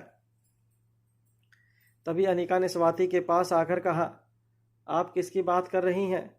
क्या आप जिस आविष्कार की बात कर रही हैं वो V16 पावर ड्रग है? ये सुनते ही स्वाति अनिका की ओर देखकर मुस्कुराने लगी। हेलो गाइस, हमारे YouTube चैनल पर आपका स्वागत है। अगर आपको वीडियोस पसंद आ रही हैं तो प्लीज़ लाइक करें, कमेंट करें और शेयर करें। अगर आपने चैनल को अभी तक सब्सक्राइब नहीं किया है तो प्लीज़ चैनल को सब्सक्राइब ज़रूर कर लें। अनीका के सवालों पर बस स्वाति मुस्कुराकर अनीका को देखती रही। कुछ ही देर में पहाड़ की चोटी पर बने एक पेड़ की टहनी पर बैठा गरुड़ उड़कर स्वाति के बिल्कुल पास आकर एक पत्थर पर बैठ गया। गरुड़ अपनी पंख फैलाकर स्वाति की ओर देखकर कुछ आवाज़ें कर रहा था। अनीका को ये सब कुछ देखकर काफ़ी अजीब लग रहा था। अनीका ने अपने कदम स्वाति की ओर आगे बढ़ाते हुए स्वाति से पूछा, ये सब क्या है? क्या आप इनकी भाषाएं जानती हैं? ये सब आपसे कैसे बात कर रहे हैं? अनीका के इस सवाल पर फिर से स्वाति ने मुस्कुराते हुए कहा, भाषा सीखने के लिए ज़ुबान का होना ज़रूरी नहीं है, मगर दिल में इमोशंस का होना बेहद ज़रूरी होता है। मैं इन जानवरों की भाषा सिर्फ इसलिए समझ पाती हूँ क्योंकि मैं उनकी इमोशन समझ पाती हूँ और वो मेरे। स्वाति के बातों से अनीका की सांसें तेज़ होने लगी थी। उसके दिमाग में सवालों का तूफान आ गया था। उसे समझ नहीं आ रहा था कि उसके सवालों के जवाब उसे कब मिलेंगे। इन सब के अलावा अनीका के लिए अब ज़्यादा सस्पेंस बर्दाश्त के बाहर हो गया था। वो जल्द से जल्द अपने सवालों का जवाब जानना चाहती थी। काफ़ी देर तक चुप रहने के बाद अनीका ने स्वाति की ओर देखकर अपनी आवाज़ ऊंची करते हुए कहा, ज़रा बताइए मुझे, आप करना क्या चाहती हैं? कौन से मिशन पर हैं आप? और तो और आप इस तरह क्यों रहती हैं जंगलों के बीच? यह जगह कहाँ है? आप जिंदा हैं तो दुनिया के लिए आपने आपको मरा हुआ क्यों साबित करना चाहती हैं? आखिर किस मिशन पर हो आप? अनीका ने एक के बाद एक अपने मन में उठ रहे सारे सवाल स्वाति की ओर देखकर दाग दिए। स्वाति भी अच्छी तरह से जानती थी कि अब वक्त आ गया था जब उसे अनीका को सब कुछ सच सच बता देना चाहिए। स्वाति ने अब अनीका को अपने पास बैठने का इशारा करते हुए कहा, सब बताती हूँ, मगर मेरी पूरी कहानी सुनने से पहले तुम्हारा एक बात जान लेना बेहद ज़रूरी है। ये सच है कि अगर बुराई का अंत अच्छाई से होता है, मगर अच्छाई कभी कभी इतनी ताकतवर बन जाती है कि वह खुद बुराई बन जाती है। अनीका को ये कहने के बाद स्वाति अपनी जगह से उठी और ठीक पर्वत की चोटी के किनारे पर जाकर खड़ी हो गई। अचानक स्वाति ने अपने दोनों हाथ हवा में फैला दिए और अपनी आंखें बंद कर ली। उनके दिमाग में इस वक्त बहुत कुछ चल रहा था। कुछ देर तक स्वाति ने अपनी आंखें बंद रखी। ऐसा लग रहा था जैसे स्वाति अचानक कोई तपस्या साधना करने लगी थी। देखते ही देखते पर्वत के एक पत्थर पर बैठा हुआ गरुड़ जोर जोर से अपने पंख फड़फड़ाने लगा। साथ ही आसपास और कई गरुड़ हवा में उड़ते हुए नजर आने लगे। जब अनीका अपनी जगह से उठकर स्वाति के पास गई तब अनीका के कानों पर अलग अलग जंगली जानवरों की आवाज़ पड़ने लगी। ऐसा लग रहा था जैसे गहरी खाई में बसा घना जंगल अचानक ही जानवरों की आवाज़ से गूंजने लगा था। जब अनीका ने हैरान होकर स्वाति की ओर देखा तो स्वाति की आंखें बंद थी। ऐसा लग रहा था जैसे वो कोई सिग्नल भेज रही थी जिसके जरिए सारे के सारे जंगली जानवर उसके साथ कनेक्ट हो रहे थे और बदले में शोर मचाकर स्वाति को सिग्नल भेज रहे थे। अनीका के लिए ये सब कुछ काफ़ी हैरत अंगेज करने वाला था। जंगल से उठ रहा शोर बढ़ता गया। अनीका की समझ में नहीं आ रहा कि वह जो कुछ भी देख रही थी वह सच था या फिर उसके मन का कोई वहम। कुछ ही देर में जंगल से उठ रहे जानवरों का शोर धीरे धीरे शांत हो गया। जैसे ही जानवरों का शोरगुल कम हुआ, धीरे धीरे स्वाति ने अपनी आंखें खोली और अपने दोनों हाथ धीरे धीरे नीचे करते हुए स्वाति ने अनीका की ओर देखा। अनीका काफ़ी घबराई हुई और हैरान लग रही थी। स्वाति ने अनीका के कंधे पर हाथ रखकर कहा, डरो मत, ये कोई जादू नहीं है, कोई चमत्कार नहीं है। मैं एक आम इंसान हूँ, बिल्कुल तुम्हारी तरह। मगर मुझे और तुम्हें तो जो बात खास बनाती है वह है हमारे शरीर में दौड़ने वाला हमारा खून। ये खून जिसमें मिलावट की गई है, वो खून जो हमें इस दुनिया का सबसे ताकतवर इंसान बनाने की काबिलियत रखता है, मगर वही खून हमें कमज़ोर बना सकता है। अनीका एक बात अच्छी तरह से जानती थी कि बचपन में जो ड्रग स्वाति ने अनीका को दिया था उसी के जरिए V16 पाउडर ड्रग का निर्माण खुद अनीका के बोन मैरो में होने लगा था। मगर अभी अभी स्वाति ने जो कहा था उससे यह बात साफ जाहिर थी कि जो खून अनीका के रगों में दौड़ रहा था वही खून स्वाति के रगों में भी दौड़ रहा था। इसका मतलब ये था कि स्वाति ने अपने आप को V16 पाउडर ड्रग से इंजेक्ट किया था। हैरान अनीका ने स्वाति की ओर देखकर अटकती हुई आवाज़ में पूछा, तो क्या इसका मतलब यह है कि V16 पाउडर ड्रग के सारे डोज आपने पूरे कर लिए हैं? स्वाति ने जब मुड़कर अनीका की ओर देखा तो अनीका के चेहरे पर काफ़ी हैरानी और परेशानी एक साथ नजर आ रही थी। स्वाति ने अपनी नज़रें झुकाते हुए अनीका से कहा, V16 पाउडर ड्रग क्या है? इसके बारे में तो अब तुम काफ़ी जान चुकी हो। तुम्हें यह भी पता है कि पाउडर ड्रग के सारे 16 डोज पूरे करने के बाद इंसान के शरीर में क्या ताकत पैदा हो सकती है। तुम्हारे लिए इस बात को गुजरे कई साल हो चुके हैं, लेकिन मेरे लिए मानो वो पल भर पहले की बात हो। अभी कल ही की बात थी, जब तुम्हारा जन्म हुआ था। मैंने पहली बार तुम्हें अपने हाथों में लिया था। तुम्हारी वो प्यारी सी मुस्कान देखकर मुझे अपनी ज़िंदगी की नई शुरुआत नज़र आने लगी थी। मगर तुम्हें जन्म देने से पहले मैं एक और आविष्कार को जन्म दे चुकी थी, जिसका नाम था पावर ड्रग। यूँ कहा जा सकता है कि पावर ड्रग अगर मेरी पहली संतान थी तो तुम दूसरी। पावर ड्रग का आविष्कार मैंने सिर्फ इसलिए किया था ताकि मैं मेडिकल साइंस में वो बदलाव ला सकूं जो आज तक दुनिया में कोई नहीं ला पाया था। चाहे वह आँखों का अंधापन हो या फिर एक्सीडेंट में खोए हुए हाथ पांव, मैं उस पावर ड्रग के जरिए हर चीज़ का इलाज करना चाहती थी। कैंसर से लेकर सर्दी जुकाम तक हर चीज़ का इलाज पावर ड्रग के जरिए किया जाना मुमकिन था। बस यही सोच लेकर मैंने पावर ड्रग का आविष्कार किया था। पावर के काफ़ी ज़्यादा साइड इफ़ेक्ट्स थे। उन साइड इफ़ेक्ट्स को दूर करने में मैंने कई साल लगा दिए थे, यहाँ तक कि अपनी सोशल लाइफ को पूरी तरह से ताक पर रख दिया था। मैं जानती थी कि बहुत ही जल्दी मैं दुनिया की नज़रों में एक बहुत बड़ी साइंटिस्ट बन जाऊंगी। मेरे हाथों एक ऐसा आविष्कार होने वाला था जो मेडिकल साइंस को हमेशा के लिए बदल कर रख देने वाला था। हर इंसान को लंबी उम्र के साथ बहुत जिस्मानी ताकत देने वाला था। देखते ही देखते ये दुनिया इस ब्रह्मांड की सबसे शक्तिशाली दुनिया बन जाती है। अगर इस ब्रह्मांड में कहीं और हमारी तरह कोई दुनिया मौजूद है तो मैं दावे के साथ कह सकती हूँ कि पावर ड्रग के जरिए हमारी दुनिया उन सारी दुनिया में सबसे शक्तिशाली दुनिया साबित होती। पावर ड्रग बनाने में मुझे कई मुश्किलों का सामना करना पड़ा। कई केमिकल कंपोजिशन को ट्राई और टेस्ट करने के बाद भी बिना साइड इफ़ेक्ट के रिजल्ट मिलना काफ़ी मुश्किल हो रहा था। मैं पावर ड्रग को और ज़्यादा ताकतवर और बिना साइड इफ़ेक्ट के बनाने जा रही थी, मगर मुझे ये पता नहीं था कि जिस दुनिया को मैं इस ब्रह्मांड की सबसे शक्तिशाली दुनिया बनाना चाहती हूँ, उस दुनिया के लोग खुद कितने खतरनाक हैं। जिस ऑर्गेनाइजेशन की फंडिंग के जरिए मैं सारा काम कर रही थी, अचानक मुझे पता चला कि वो ऑर्गेनाइजेशन कोई मामूली रिसर्च एंड डेवलपमेंट ऑर्गेनाइजेशन नहीं थी, बल्कि एक खतरनाक ऑर्गेनाइजेशन थी जिसका मकसद था इस दुनिया पर राज करना, मासूम औरतों को किडनैप करके उन्हें किंग का बंदी बना लेना, छोटे छोटे बच्चों पर ह्यूमन एक्सपेरिमेंट करना। ये किंग के लिए बिल्कुल मामूली बात थी। इस ऑर्गेनाइजेशन में रहते हुए भी मुझे कई महीनों तक इस बात का बिल्कुल पता नहीं चला कि उस ऑर्गेनाइजेशन का असली मकसद क्या था। रिसर्च एंड डेवलपमेंट के नाम पर वह लोग बड़ी बड़ी फार्मा कंपनियों के पास फंड इकट्ठा करके नई दवाइयों का आविष्कार करना चाहते थे, यही मुझे बताया गया था। मगर धीरे धीरे मुझे उनके एक्सपेरिमेंट काफ़ी अजीब लगने लगे थे। वह लोग जो एक्सपेरिमेंट कर रहे थे, ज़्यादातर वह सारे एक्सपेरिमेंट इंसान के शरीर की ताकत बढ़ाने के लिए किए जाते थे। फिर जब उन्हें मेरे पावर ड्रग के बारे में पता चला तो उन लोगों ने मुझसे कहा कि वह लोग अपनी ऑर्गेनाइजेशन की सारी फंडिंग मेरे आविष्कार के लिए इस्तेमाल करेंगे। मुझे किसी भी तरह से जल्द अपना आविष्कार पूरा करना होगा। पहले तो मुझे लगा कि उन लोगों ने मेरी काबिलियत और पावर ड्रग की ताकत देखकर यह फैसला लिया था, मगर धीरे धीरे मुझे पता चला कि वह लोग अधूरे एक्सपेरिमेंट को लोगों पर ट्राई करने लगे थे, और वह भी मुझसे पूछे बिना। मैंने जब ऐतराज़ जताया तो उन लोगों ने मुझसे कहा कि यह ह्यूमन एक्सपेरिमेंट वह लोग सिर्फ इसलिए कर रहे हैं ताकि जल्द से जल्द दुनिया को पावर ड्रग देकर करोड़ों लोगों की जान बचाई जा सके। मगर मैंने कुछ ही दिनों में उनके इरादों से झूठ का पर्दा हटा लिया और ऑर्गेनाइजेशन से भाग निकली। वो लोगों की भलाई नहीं चाहते थे और ना ही लोगों की भलाई करने वाले थे, बल्कि अपने आप को ताकतवर बनाकर लोगों को अपना गुलाम बनाना चाहते थे। मेरे आविष्कार को जरिया बनाकर छोटे और मासूम बच्चों की बलि चढ़ाई जा रही थी। जो आविष्कार मैंने दुनिया की और इंसानों की भलाई के लिए किया था, उसी आविष्कार के जरिए भोले भाले मासूम और छोटे छोटे बच्चों को एक्सपेरिमेंट के नाम पर मौत के घाट उतारा जा रहा था। उन दिनों मेरी एक्सपेरिमेंट एक ऐसे स्टेज पर थी जो किसी भी वक्त सफल हो सकती थी।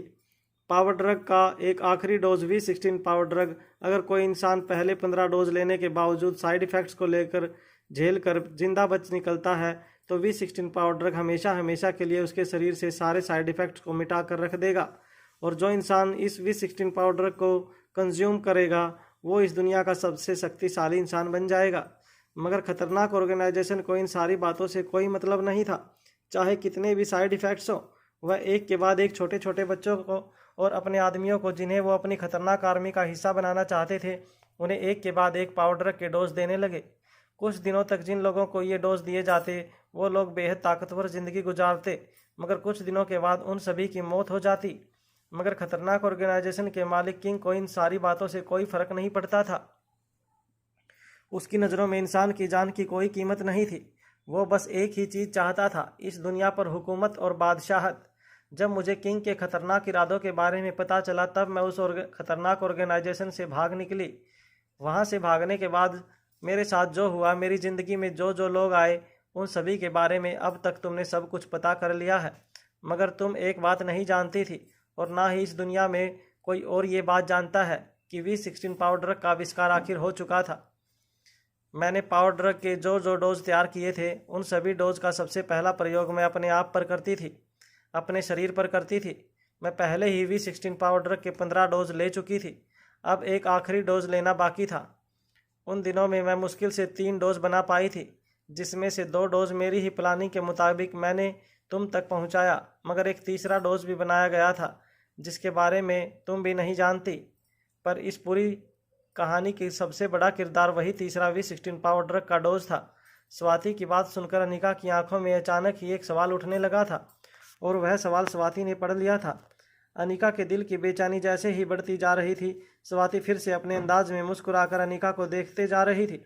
कुछ वक्त तक जब स्वाति ने अपनी बात आगे नहीं बढ़ाई तो अनिका ने स्वाति से पूछा, उस तीसरे डोज का क्या किया आपने? अनिका काफ़ी हैरानी से कुछ देर तक अपनी माँ को देखती रही। अनिका ने कुछ देर बाद एक लंबी सांस छोड़ते हुए स्वाति की ओर देखकर कहा, क्या वो आखिरी पावर ड्रग का डोज आपने खुद इंजेक्ट कर लिया? अनिका के सवाल पर स्वाति ने अनिका की ओर देखकर एक हल्की सी मुस्कान दी और कहा, जहां तुम कहानी पूरी हुई ऐसा समझ रही हो, वहां से तो कहानी की असली शुरुआत हुई थी। मेरे दुश्मन मेरी जान के दुश्मन नहीं थे, वो पूरी दुनिया की जान के दुश्मन थे। वो मुझसे V16 पाउडर का फार्मूला चुराना चाहते थे, मगर एक बार एक्सपेरिमेंट सक्सेसफुल हो गया, उसके बाद मैंने वो फार्मूला वहीं जला दिया था, क्योंकि मैं जान चुकी थी कि मेरा एक्सपेरिमेंट दुनिया के लिए जितना बड़ा वरदान साबित हो सकता था, उससे भी बड़ा श्राप साबित हो सकता था। मगर मैंने आखिरी 3 डोज बचा रखे थे, क्योंकि मैं जानती थी कि मेरे दुश्मन इतनी आसानी से मेरा पीछा छोड़ने वाले नहीं थे। मेरी मौत के बाद भी एक दिन जरूर वो तुम्हारे पीछे आएंगे और V16 पाउडर का फार्मूला तुमसे चुराने की कोशिश करेंगे, जिसमें तुम्हारी और तुम्हारे परिवार की जान को भी खतरा हो सकता था। हर चीज़ मैंने पहले प्लान कर रखी थी, सिर्फ और सिर्फ तुम्हें बचाने के लिए, इस दुनिया को बचाने के लिए। मगर मेरी प्लानिंग फिर से मुझे ही धोखा दे गई। तुम जिसे मेरी मौत का दिन समझ रही हो, वह दरअसल मेरी मौत का नहीं बल्कि मेरी एक नई जिंदगी का दिन था। मनाली में फार्मास्यूटिकल्स कंपनी एस्टैब्लिश करने के बाद मैंने तुम्हें गौतम गुलेरिया के हवाले कर दिया। मैं जानती थी कि वो सही आदमी नहीं था तुम्हारी परवरिश के लिए, मगर मैं ये भी जानती थी कि तुम मेरी बेटी हो, किसी न किसी तरह उसके जुल्म को बर्दाश्त जरूर कर लोगी, और वह तुम्हें कभी किसी दिन जान से न मार दे। इसलिए मैंने डोगरा परिवार के साथ भी एक समझौता किया था, जिस समझौते के जरिए मैंने गौतम गुलेरिया और उसकी पत्नी मनीषा को मजबूर किया कि वह तुम्हारी कम से कम इतनी परवरिश तो करें कि तुम जिंदा रह पाओ। ऐसा करके ही मैंने तुम्हें खतरनाक ऑर्गेनाइजेशन की आंखों से कई सालों तक दूर रखा। मैं जानती थी कि जिस दिन तुम बड़ी होगी, तुम्हारे अंदर जो बेहद कम मात्रा में मैंने पाउडर इंजेक्ट किया था, वो एक दिन तुम्हारे खून के जरिए तुम्हारे बोन मैरो को इतना स्ट्रॉन्ग बना देगा कि एक दिन तुम्हारा बोन मैरो खुद V16 पाउडर बनाने का एक तरह से मशीन बन जाएगा। मगर उस वक्त तुम इतनी ताकतवर हो जाओगी कि तुम्हारी ताकत दुश्मनों तक जरूर पहुंचेगी, और ठीक वैसा ही हुआ। इसके बाद की कहानी तो तुम अच्छी तरह से जानती हो।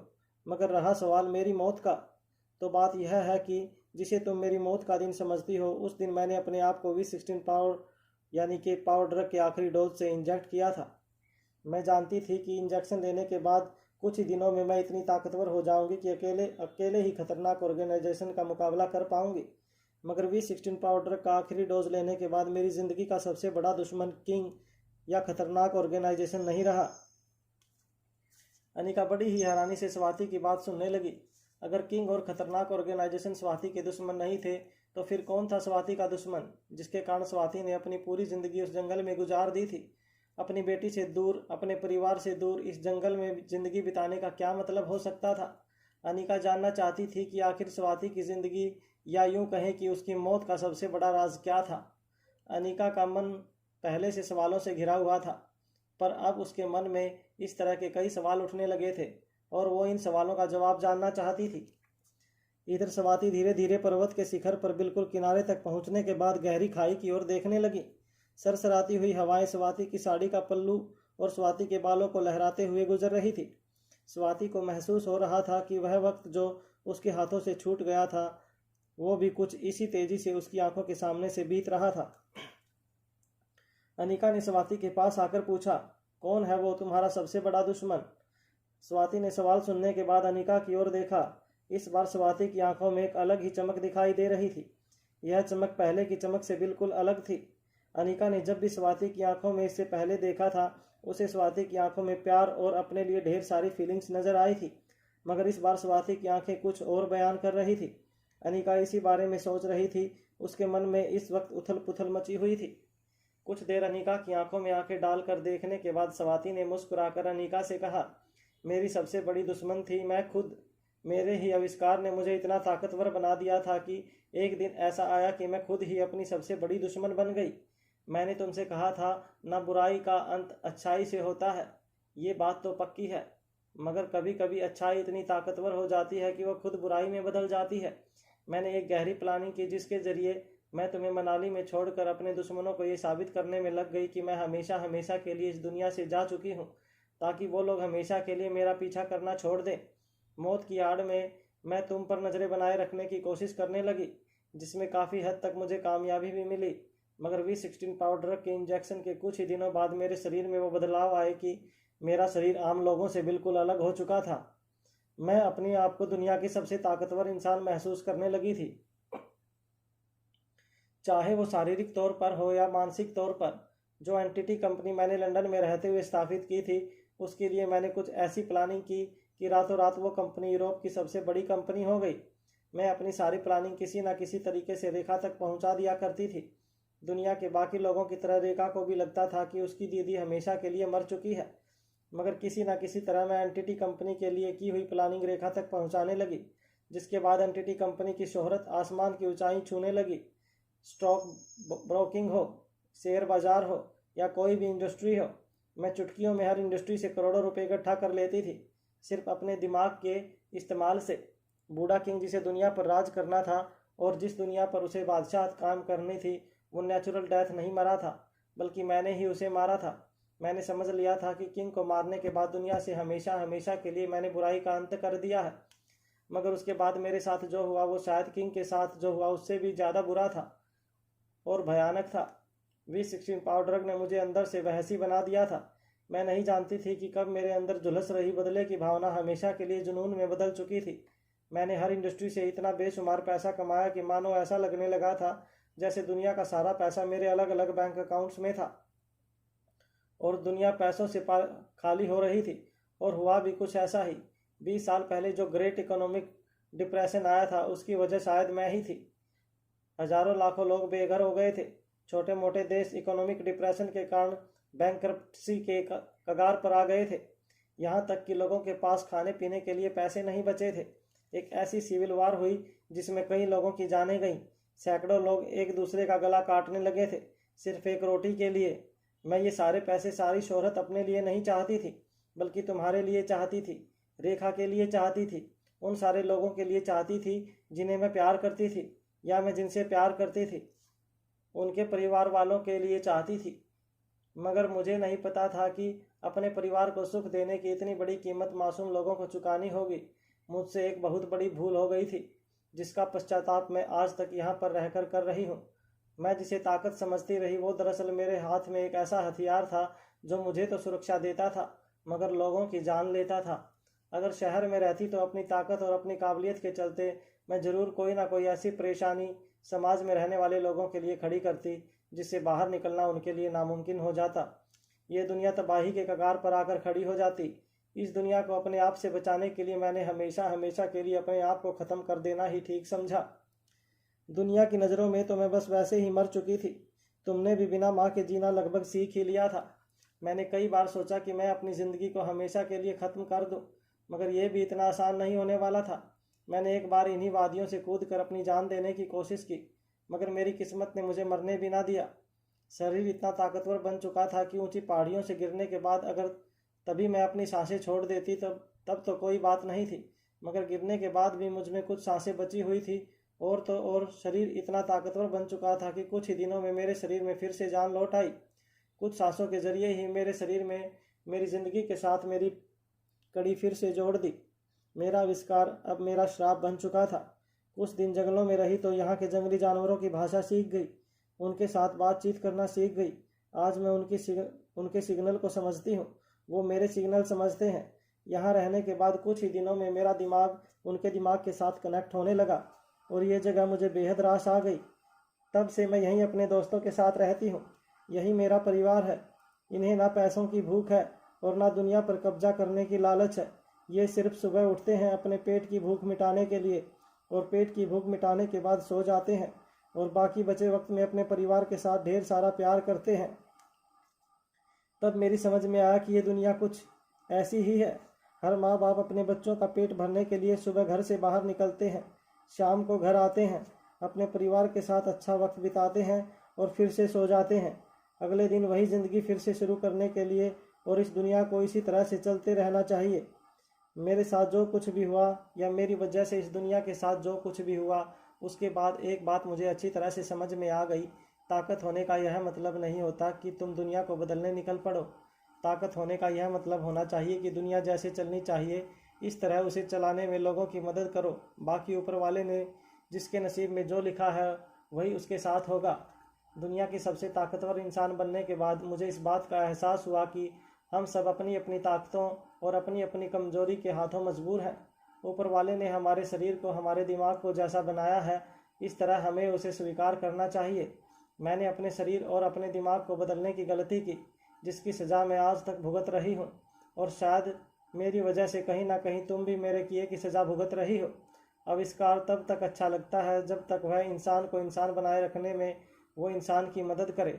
अगर कोई आविष्कार इंसान को बदलकर उसकी मदद करती है, इसका मतलब यह होता है कि वह आविष्कार नहीं बल्कि ऊपर वाले के खिलाफ बगावत है। अपने आप को ख़त्म करने की भी जब मैंने कोशिश की थी तो मैं अपने आप को ख़त्म नहीं कर पाई, क्योंकि शायद यही मेरे नसीब में लिखा था। मुझे और जीना था। ताकतवर होने के बावजूद मैं मजबूत बनकर ज़िंदगी जी रही हूँ, क्योंकि मेरे नसीब में यही लिखा है। हम सबको अपने हिस्से की खुशियाँ और दुख सहने हैं। इसे बचने का और कोई रास्ता नहीं है। मैंने सबसे बड़ी गलती की इस दुनिया का मसीहा बनकर, और अब वक्त आ गया है कि मैं अपनी की हुई सारी गलतियां सुधारूं। स्वाति मल्होत्रा की पूरी कहानी सुनने के बाद अनिका बिल्कुल स्तब्ध हो गई थी। उसे समझ नहीं आ रहा था कि वह अपनी माँ की किस्मत को किस तराजू में तोले। स्वाति के बारे में अनिका ने काफ़ी कुछ सुन रखा था, अपनी नानी से, किशन मामा से, अंजलि मामी से। स्वाति एक ऐसी लड़की थी कॉलेज के ज़माने में जिसे बाकी सारी लड़कियों को काफ़ी जलन महसूस होती थी। अनिका ने जब भी स्वाति की तारीफ़ें सुनी थी तब उसे कहीं ना कहीं ऐसा लगता था कि शायद किसी अपने के खोने के दुख में और उसके प्यार में लोग उसकी ज़रूरत से ज़्यादा तारीफ़ किया करते थे, खासकर जब वह इंसान इस दुनिया में मौजूद नहीं था। मगर आज अनिका ने खुद स्वाति के मुंह से उसकी कहानी सुनी तब उसे इस बात पर यकीन हुआ कि स्वाति सचमुच कोई साधारण लड़की नहीं थी, मगर उसकी काबिलियत ही उसकी सबसे बड़ी दुश्मन बन गई थी। स्वाति फार्मास्यूटिकल्स और मेडिकल साइंस में एक चमत्कारी बदलाव लाने वाली थी। यह बात अनिका ने कई लोगों से सुन रखा था, मगर वह नहीं जानती थी कि उसकी माँ ने सालों पहले एक ऐसा एक्सपेरिमेंट किया था, एक ऐसा आविष्कार किया था जो आविष्कार ही उसकी ज़िंदगी का सबसे बड़ा दुश्मन बन गया। जो आविष्कार दुनिया की भलाई के लिए किया जाने वाला था, उसने स्वाति की पूरी दुनिया उजाड़ कर रख दी थी। अनिका काफ़ी देर तक स्वाति के चेहरे के हाव भाव पढ़ती रही। इतना कुछ कहने के बावजूद स्वाति के चेहरे पर ना तो अनिका को कोई पछतावा नजर आ रहा था और ना ही किसी भी कामयाबी की खुशी। ऐसा लग रहा था जैसे स्वाति अभी भी कुछ सोच रही थी। वह अभी भी किसी प्लानिंग में थी, एक ऐसी प्लानिंग जो शायद स्वाति सालों से करती आ रही थी। अनिका ने स्वाति से पूछा, क्या मैं जान सकती हूँ अब आप अपने ही किए को कैसे सुधार सकती हैं? अनिका ने जैसे ही यह सवाल पूछा, स्वाति ने अनिका के कंधे पर हाथ रखा और उसे वापस पर्वत की चोटी पर बनी लकड़ी की लिफ्ट के पास ले जाने लगी। लकड़ी की लिफ्ट में कदम रखने के बाद स्वाति ने उसका दरवाज़ा बंद कर लिया और लिफ्ट के बगल में लगी रस्सी को खोल दिया। जैसे ही नीचे की झील से बहते हुए पानी का प्रेशर लिफ्ट के साथ जुड़े हुए पहिए पर लगे बाल्टियों पर पड़ने लगा, लिफ्ट धीरे धीरे नीचे उतरने लगी। जब अनिका लिफ्ट से ऊपर आई थी तब अनिका कुदरत के बीचों बीच बने इस तकनीकी आविष्कार को काफ़ी हैरानी से देख रही थी। मगर इस बार अनिका ज़्यादा बेसब्र थी यह जानने के लिए कि आखिर स्वाति का अगला कदम क्या होने वाला था। जब लिफ्ट पर्वत से उतरकर जंगल के बीचों बीच उतरी तो स्वाति लिफ्ट का दरवाज़ा खोलकर धीरे धीरे वापस घने जंगलों के बीचों बीच बने अपने मकान की ओर कदम बढ़ाने लगी। अनिका ने देखा कि जैसे ही स्वाति धीरे धीरे अपने कदम आगे बढ़ा रही थी, एक के बाद एक जंगली और खतरनाक जानवर स्वाति के पास आकर बड़े ही प्यार से स्वाति के पैरों पर अपना सर सहलाने लगे। स्वाति बड़े ही प्यार से जंगली जानवरों के सर पर अपने हाथ बड़े ही प्यार से फेरने लगी और धीरे धीरे अपने मकान की ओर आगे बढ़ने लगी। अनिका के कदम लिफ्ट के पास ही जम गए थे। अनिका को समझ नहीं आ रहा था कि क्या उसे इन जंगली जानवरों के बीच से गुजरते हुए स्वाति के पीछे जाना चाहिए या नहीं। जब स्वाति कुछ कदम आगे चलकर रुकी तब स्वाति को एहसास हुआ कि अनिका काफ़ी पीछे रुक गई थी। स्वाति ने मुड़कर अनिका की ओर देखा और मुस्कुराते हुए कहा, डरो मत, आ जाओ। यह सभी जानवर जरूर जंगल में रहते हैं, मगर यह इतने खतरनाक नहीं जितना तुम समझ रही हो। यह बिना किसी की दुश्मनी के किसी पर हमला नहीं करते। इंसानी आदत अब तक इन जानवरों को नहीं लगी। और सबसे बड़ी बात तो यह है कि यह सभी मेरे दोस्त हैं और यह जानते हैं कि तुम मेरी बेटी हो। इसलिए आज से तुम भी इन्हीं के परिवार का हिस्सा हो। बिना डरे आगे बढ़ो। यह सब जितने मेरे दोस्त हैं उतने ही तुम्हारे भी दोस्त हैं। अनिका धीरे धीरे अपने कदम स्वाति की ओर आगे बढ़ाने लगी। कुछ देर बाद अनिका ने देखा कि सारे जंगली जानवर अनिका की आंखों में आंखें डालकर उसे घूर रहे थे। अनिका को उनकी आंखें काफ़ी खतरनाक लग रही थी, मगर अनिका जानती थी कि जानवरों की आंखें चाहे कितनी भी प्यार से भरी हों, मगर कुदरत ने उन आंखों में एक ऐसी ताकत दी थी जिसे आम इंसान देखकर हमेशा डर जाता था। पुराने दिनों में यह कहा जाता था कि जानवरों की आंखें ही वह चीज़ थी जिसकी वजह से इंसान जानवरों के करीब नहीं जा सकता था।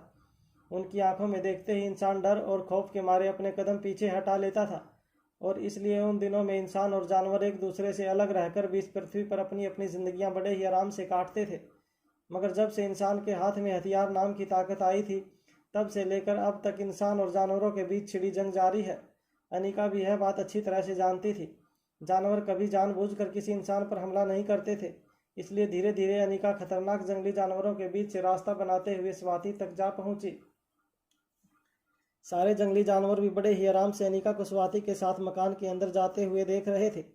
जब अनिका अपनी माँ के साथ मकान के अंदर पहुंची तब अनिका ने देखा कि डाइनिंग टेबल पर खाना पहले से लगा हुआ था। स्वाति ने अनिका को डाइनिंग टेबल, जो कि जंगल की लकड़ियों से बना हुआ था, उस पर बिठाते हुए उससे कहा, यह कुछ ऐसे फल और ऐसी सब्जियां हैं जो तुम्हें सिर्फ यहीं पर मिलेंगी। इंसान का शरीर 5 धातुओं से बना है और इन फलों और सब्जियों की खास बात यह है कि इनमें कोई मिलावट नहीं। जैसी कुदरत ने बनाई है बिल्कुल वैसी ही हैं, और इनका स्वाद इसलिए इतना अच्छा होता है क्योंकि इन सब्जियों और इन फलों के साथ कोई छेड़खानी नहीं की गई है। अक्सर इंसान एक चीज़ भूल जाता है कि कुदरत की किसी भी चीज़ के साथ छेड़खानी करने पर कुदरत इंसान से नाराज़ हो जाता है, और इस नाराज़गी के रूप में इंसान को तरह तरह की बीमारियां और पूरे विश्व को बड़े बड़े एपिडेमिक से गुजरना पड़ता है। अनिका के लिए अब स्वाति की बातें काफ़ी ज़्यादा मतलब रखने लगी थी। स्वाति अनिका से जो कहना चाहती थी वह अनिका अच्छी तरह से समझ पा रही थी, मगर अनिका की समझ में यह नहीं आ रहा था कि आखिर स्वाति अपने अतीत को कैसे सुधारना चाहती थी।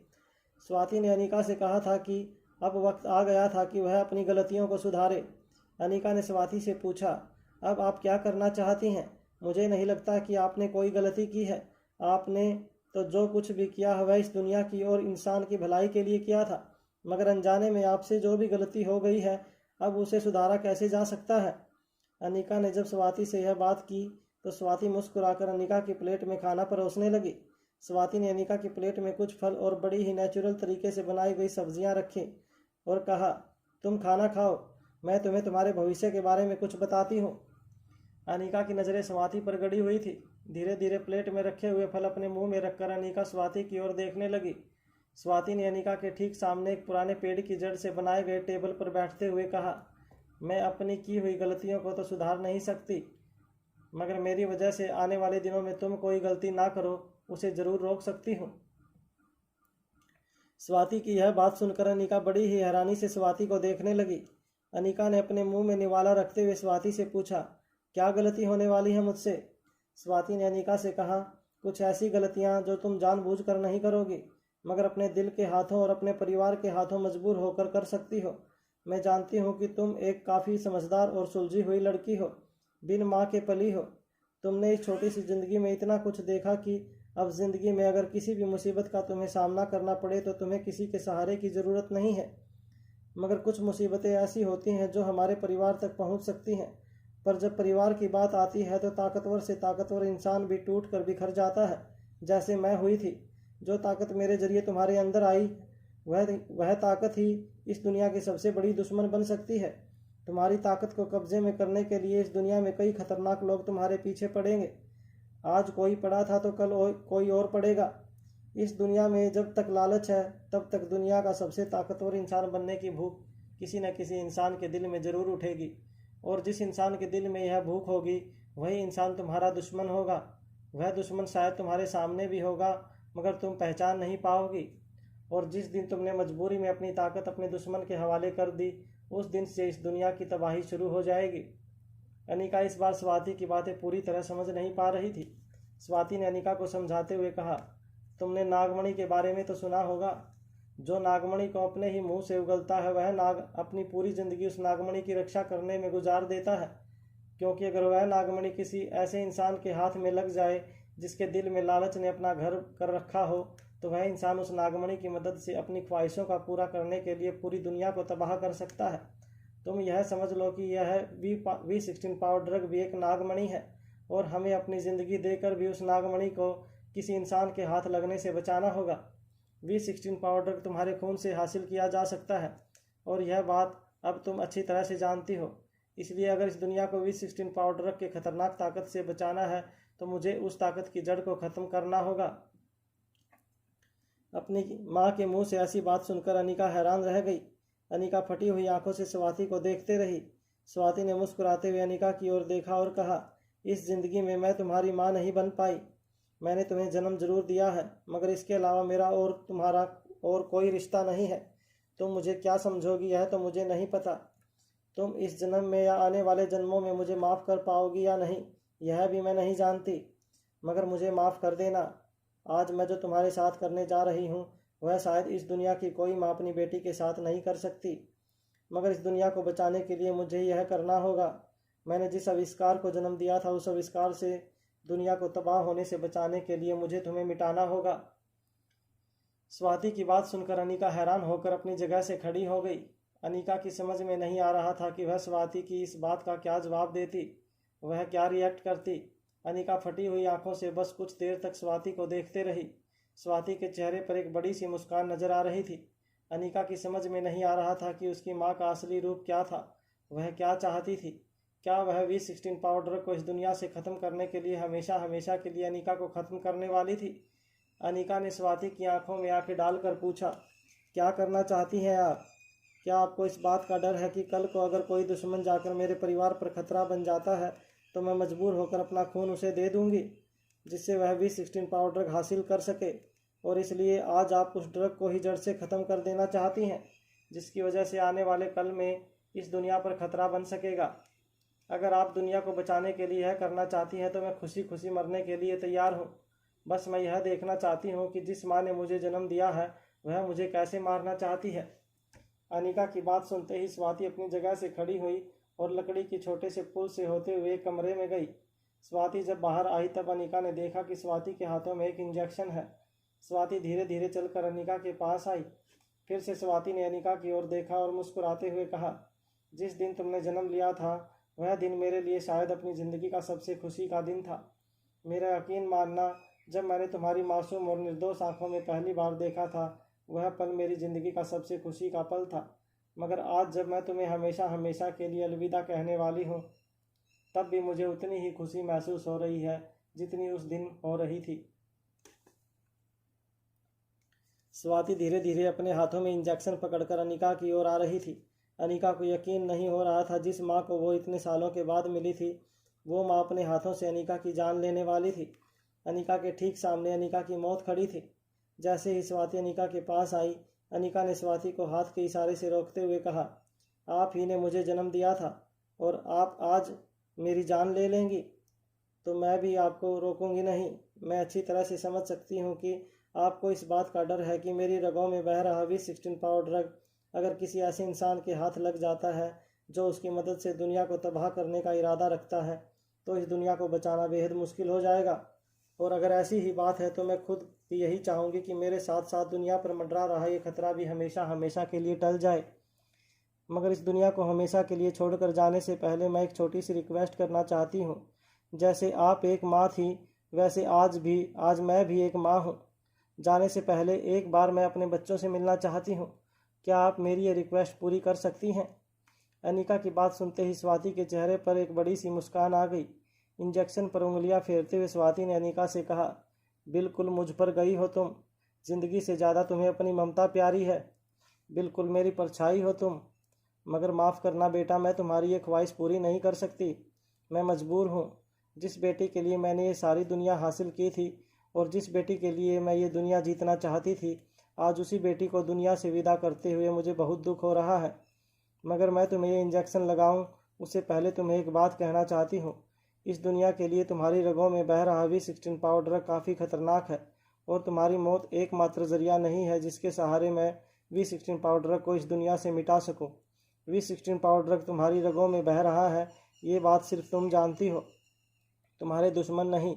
और तुम्हारे दुश्मनों को V16 पाउडर तक पहुँचने के लिए तुम्हारी यादों का सहारा लेना होगा। मैं तुम्हारी जान नहीं लूँगी, बस तुमसे तुम्हारी यादें छीन रही हूँ। वो यादें जो ये जानती हैं कि V16 पाउडर तुम्हारी रगों में बह रहा है। स्वाति की बात सुनकर अनिका के चेहरे की हैरानी बढ़ती जा रही थी। अनिका ने स्वाति से कहा, ये आप क्या कह रही हैं? मुझसे मेरी यादें छीन लेंगी मतलब? ये सुन स्वाति ने फिर से मुस्कुराते हुए अनिका को एक चेयर पर बिठाते हुए कहा, मैं तुम्हारी माँ हूँ और एक माँ होने के नाते मैं तुम्हारी जान तो नहीं लूँगी, मगर मुझे माफ़ कर देना। मैं तुमसे तुम्हारी यादें हमेशा के लिए छीन रही हूँ। आज के बाद तुम तुम्हारे अतीत को हमेशा हमेशा के लिए भूल जाओगी। मैं तुम्हें अपने परिवार के पास वापस तो भेज रही हूँ, मगर शायद तुम अब तुम्हारे परिवार को दोबारा कभी पहचान नहीं पाओगी। ये इंजेक्शन तुम्हारी जान के लिए खतरा नहीं है, मगर ये तुम्हारे दिमाग से हमेशा हमेशा के लिए तुम्हारे अतीत को मिटा देगा। तुम अपने बच्चों से, अपने परिवार से ज़रूर मिलोगी, मगर रिश्ते तुम्हें नए सिरे से बनाने होंगे। तुम्हारे बच्चों को उनकी माँ ज़रूर मिल जाएगी, मगर तुम्हें अपने बच्चों के लिए अपने दिल में ममता को फिर से जगाना होगा। ऐसा करना सिर्फ इसलिए ज़रूरी है ताकि अगर कल कोई दुश्मन तुम तक पहुंचकर तुम्हारे ज़रिए V16 तक पहुंचने की कोशिश करे तो तुम किसी मजबूरी में आकर भी अपने दुश्मन को ये ना बता सको कि V16 पाउडर को कैसे हासिल कर सकते हैं। माफ़ कर देना मुझे। मेरे एक आविष्कार ने तुम्हारी पूरी ज़िंदगी को तहस नहस कर दिया, मगर मेरे यकीन मानो, मेरे पास इसके अलावा और कोई चारा नहीं है। जब तक तुम हमारे परिवार में फिर से लौट आओगी, तब यादें तुम्हें फिर से बना लेना। अनिका ने जब स्वाति की पूरी बात सुनी तो वह हैरान रह गई। अनिका ने धीमी और अटकती हुई आवाज़ में स्वाति से पूछा, क्या ऐसा करना ज़रूरी है? मैं जानती हूँ कि आपको इस पूरी दुनिया की फ़िक्र है और शायद आपकी जगह मैं होती तो मैं भी यही करती, मगर मैं आपसे सिर्फ इतना कहना चाहती हूँ कि यादें छीनने से अच्छा है कि आप मेरी सांसें ही छीन लीजिए। उस ज़िंदगी का क्या मतलब है जहाँ एक माँ अपने बच्चों के सामने होते हुए भी अपने बच्चों को ना पहचान सके? अनिका के चेहरे को उदासी देखकर स्वाति ने कहा, बच्चों के लिए सिर्फ माँ का दिल ममता से भरा होना काफ़ी नहीं है, कभी कभी माँ का होना ही बच्चों के लिए वरदान साबित हो सकता है। इससे पहले कि अनिका कुछ सोच पाती या समझ पाती, स्वाति ने इंजेक्शन की सुई अनिका के हाथों में लगा दी। धीरे धीरे इंजेक्शन का पूरा लिक्विड अनिका की रगों में दौड़ने लगा। उसकी आंखें भारी होने लगी थी। अनिका की सांसें भी धीमी होने लगी थी। अनिका के सामने खड़ी स्वाति अब अनिका को कुछ धुंधली धुंधली नजर आने लगी थी। तेज सांसें लेते हुए अनिका ने स्वाति की ओर देखकर भारी आवाज़ में पूछा, अगर मैं अब सब कुछ भूलने ही वाली हूँ तो क्या आप मेरे एक सवाल का जवाब देंगी?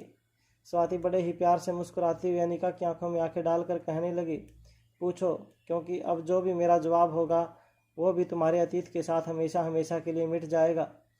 तुम जब नींद से जागोगी तब तुम्हारी नई जिंदगी की शुरुआत होगी। अनिका की सांसें धीमी पड़ती जा रही थी, मगर अनिका अपनी सांसों को और तेज करके बूझती हुई आंखों से स्वाति को पूछने लगी, अब आप क्या करेंगी? अनिका का सवाल सुनकर स्वाति के चेहरे की मुस्कान और भी ज़्यादा बढ़ गई। स्वाति ने बड़े ही प्यार से धीमी आवाज़ में अनिका से कहा, मैंने तुमसे नागमणि की बात की थी ना? जिस नाग ने मणि को अपने मुंह से उगला है, वो नाग पूरी जिंदगी फन फैलाए अपनी मणि की रक्षा करता रहेगा। यही मेरा धर्म है और यही मेरी ज़िंदगी का मकसद। स्वाति का चेहरा और भी धुंधला होने लगा था। तेज सांसें लेने की कोशिश कर रही अनिका की अब सांसें और भी ज़्यादा धीमी पड़ने लगी थी। धीरे धीरे अनिका की आंखें बंद होने लगी। कुछ ही सेकंड में अनिका की आंखें पूरी तरह से बंद हो गई। सुबह के 5 बजे का वक्त था। रोहित अपने कमरे की बालकनी में यहाँ वहाँ टहलते हुए सिगार फूंक रहा था। एश ट्रे में कई सारे सिगार के टुकड़े नजर आ रहे थे। रोहित की आंखों को देखकर ऐसा लग रहा था जैसे पिछले कई दिनों से रोहित सोया नहीं था। सिगार के एक के बाद एक कश लगाते हुए रोहित मन ही मन में यह सोच रहा था कि अनिका की तस्वीरों के साथ उसे जो मैसेज मिला था आखिर वो सच था भी या नहीं। अनिका अगर सेफ थी तो फिर उसके शरीर पर इतने सारे जख्मों के निशान कैसे बने थे। अगर अनिका को किडनैप करने वाले इंसान ने अनिका के सेफ होने का मैसेज भेजा था तो अब तक उसने कोई डिमांड क्यों नहीं रखी थी। और अगर किडनैप करने वालों को कोई डिमांड रखनी ही नहीं थी तो आखिर अनिका की किडनैपिंग क्यों हुई थी। ये सारी बातें रोहित के दिमाग में एक के बाद एक घूमने लगी थी।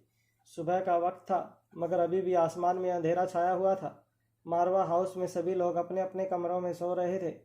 तभी बालकनी में खड़े रोहित को सिक्योरिटी गेट पर कोई तेज हलचल होती हुई नजर आई। रोहित बड़े ही ध्यान से अपनी बालकनी से सिक्योरिटी गेट की ओर देखने लगा।